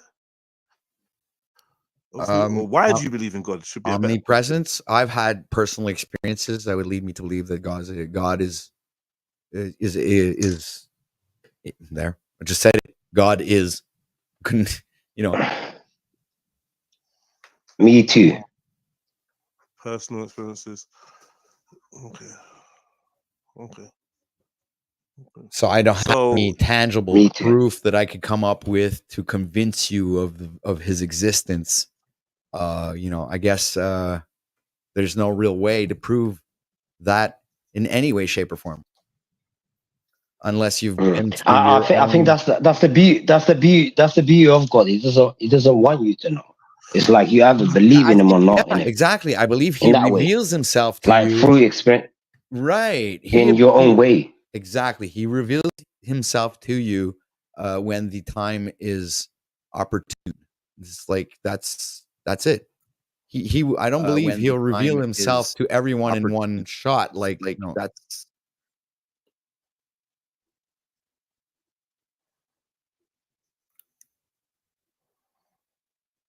sorry, my bad. Yeah, I thought I heard myself. You did. I just gone to your channel to see what's popping. Yeah, wait, Jedi, I've never asked you this question. I don't think anybody's ever asked you, brother, yeah? Have you ever experienced something or asked God for something and it's come true or felt like there was God? Have you ever experienced anything like that? Like, whereas in no one's proving that to you, but I've had. You know what I mean? Have you ever experienced anything? For lack of a better word or wording, or I believe I had a spiritual awakening. So, which led me to. I feel like spiritual awakening. I feel like spiritual awakening is the devil. Hold on, yo, D-Block. Do you mind sharing it with us, or a portion of it? I guess I can, but it was kind of weird the way it happened. I was like I was actually having my actual day-to-day normal life, had a shower, rolled up a big spliff, and went into in front of my computer and started going onto YouTube and listening to usual music and shit that I usually go do. And this was like in 2017, which was funny enough happened after the big sign in the sky that they called was the 23rd of September 2017, which that the Virgo thing and all that stuff was going up in the astrologically speaking. And that is the day that they switched on CERN. Right. So 3 weeks after that, dude, something happened to me, man. While I was watching the videos, the videos started usually I was just watching music videos, and then all of a sudden it switched over to some weird fucked up videos about the end of the world and shit like that, and all kinds of really weird shit was going on. And then all of a sudden, like all the apparatuses in my house turned on, right? And for some reason, scripture started playing on like the television in my room, the computer in my veranda, and the computer in the children's room and shit like that. And then all of a sudden, it was like it was quoting the end time scriptures where when the word of God will have crossed over and every human will have heard his word, then you will know that the end time is coming, whatever they go. And I was like, what the fuck is going on? Yeah, like he gives you the answer. He gives you the answer without you knowing it. Like, Sorry, Jed. Sorry. So I like start freaking out, man. So I start turning off the television screens and shit, and start and the girlfriend I had at the time was like asking me, well, what's going on? And I go, well, don't you see what's happening right now? She goes, no, all I see is you freaking out right now. Like, oh my God, it's just happening to me. Oh, I was like, oh, no, I'm not. At that point, I thought I was going crazy. At that point, I was literally thought I lost my mind. And I fell on my knees, and I started like literally fucking crying and asking God for forgiveness, because that's where I knew that I was in his presence. He made himself known to me right there. And I was like, oh my God, he really does exist. You know, I was like, there isn't no like, it's just a belief anymore. It's like, now that you know, you're going to be held accountable to the fullest. You understand? It's not even so. Then afterwards, even I made so many mistakes afterwards. I went and started telling people about what and started telling people like, oh no, but this isn't the way it should be. And then I was trying to tell them the truth about what the real message of God. And I got so shut down. I learned to just shut up, right, and not speak about it anymore. So I've never really gone down that road for a while. I've touched on it a little bit here and there, but it's like because it comes to the point where it's like, well, who are you for God to have like chosen you for some sort of mission and not me? And it comes to this like stupid argument where it's like, I don't fucking know. It's like, why the hell? It's just like I'm asking myself that same fucking question. Poor schmuck that I am. You know? Hold on. So this was, you're claiming this was Jesus or Yahweh, or who was this that contacted you? This is the strange thing is like you can't attribute a who. Yeah, you don't know. You don't know. That's the worst thing. You don't get it. There is no who, man. There is no who. There's no who? There's no who. There's absolute. How This about is Doctor where Who? your Okay. mind is trying to wrap forget- itself around something that you cannot conceive of. You can't identify God as a who. There is no who. No, Jedi. Forgive me for stepping over you, Jedi. Please. You don't know who. It's happened to me before as well. Bro. Thank you. Sorry, OTW. Was it Allah? There's no who. There's no name. It's the unnameable. You're asking me to describe the indescribable. But the indescribable used what, the King James Bible on YouTube? Had nothing to do with the King James Bible, my friend. Absolutely nothing. It's about the message. Coming from the TV. Oh wait. Let me get this right. Scripture wasn't actually coming through the TV. It was just coming to you. Right. Because your girlfriend. It was only happening to me. I told you, I confirmed it with my girlfriend. She wasn't seeing anything. Okay. I'm with you. But you recognize that scripture that was being spoken to you, right? Yep. And that scripture is from the Bible. Right. So I'm hazarding a guess that it wasn't Allah then, or Buddha. I'm just saying that it was probably speaking, like if you want to call it or God or whatever, speaking to me in the language that I understood. He's like, it's I think when the Christians say that it's a personal relationship that they have with God, I understand why they say that. All right. It's because he'll speak to you in the way that only you can understand. Only you'll get it. Yep. I agree. All right. So he won't come out and speak to everybody and as a mass. He will. He will. It's not a religion. Yeah, you'll even maybe hear him speak to you in your own voice in your head, kind of. Maybe yeah, That's I'm how thinking fucked up it is. I'm thinking maybe you're in a little bit of denial because it chose the Bible, is what I'm saying. That's the point I'm getting to. Whoever But it is or whatever it is. I'm not discrediting the scriptures So, at all. I'm just saying, like, no, the no, listen, scriptures are wait. probably a Surely, good one way second. to. Surely it could have said the Quran, because the Bible's not actually English. It's translated into English. Right. So surely I it could have agree. said the Quran or some scripture from the Bhagavad Gita or some stuff like that, but it chose the Bible, it seemed. Which looks like it's I leaning can explain towards. that. I think I do believe, because I was a Bible thumper as a kid. Growing up, I firmly believed in the Jesus Christ narrative, the whole bullshit. I believed it all. Heaven and hell and the whole fucking dumb. It's all dumb. It's that's not the story that's actually written in the Bible that everybody reads literally. Because after your spiritual awakening, then you have the eyes to see and ears to hear. And I do realize that is very pretentious to say, but what the fuck can I say? It's just, that's the way it is. That's what happens. So then you have like a higher level of pattern recognition. You recognize things. Even easy. though it spoke to you in a Christian, using Christian text or using a biblical text, you don't believe it was the God of the Bible. Fuck no. Interesting. And what gives you that feeling? What gives you that feeling that it's not the God of the Bible?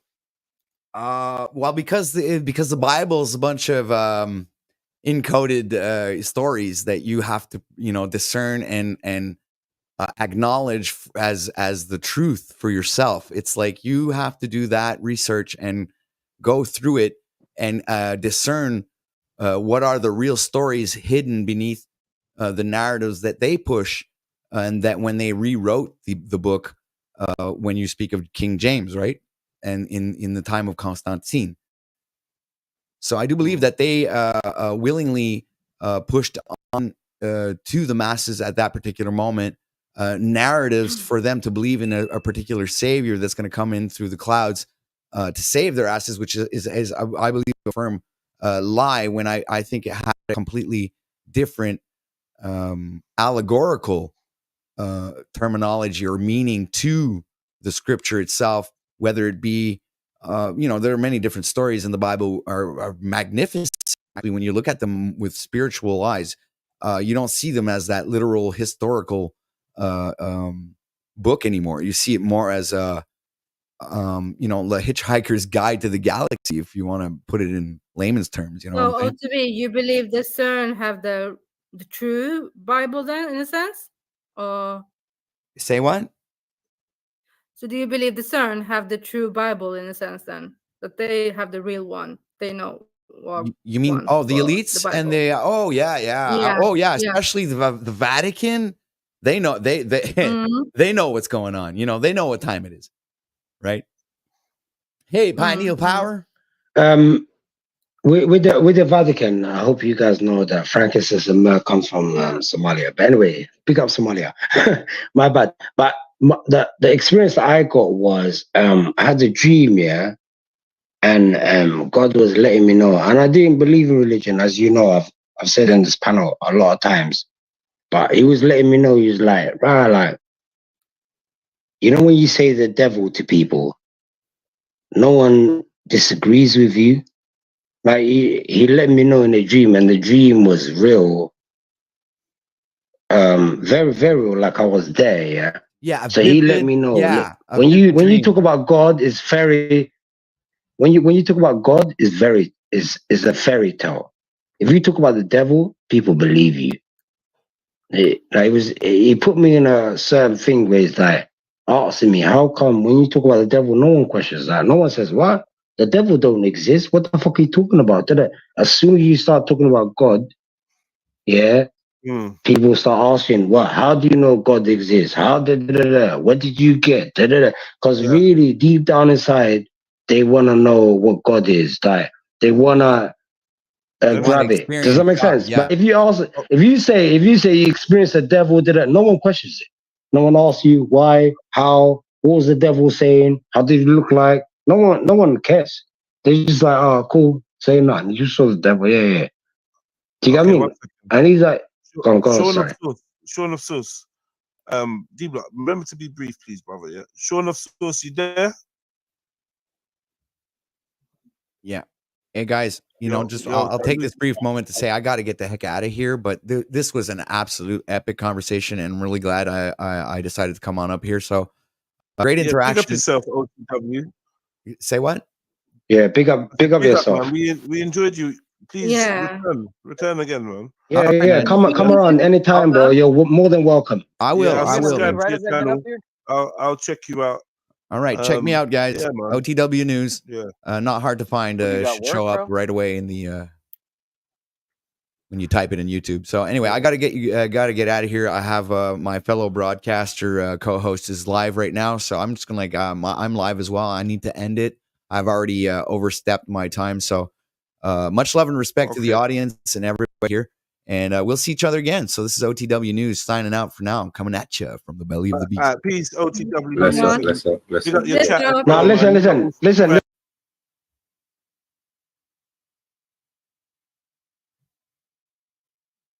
Oh, fine. All right, guys. So this is gonna be like the end of the show because I gotta go. I mean, I'm already in almost 4 hours. I'm like 1 hour and like almost an hour in over the time that I actually wanted to be scheduled. So peace out to the chat. Much love and respect to everybody. And we'll see each other again tomorrow for another epic episode here on Out of This World News. So this is OTW News signing out for now, coming at you from the belly of the beast. Peace.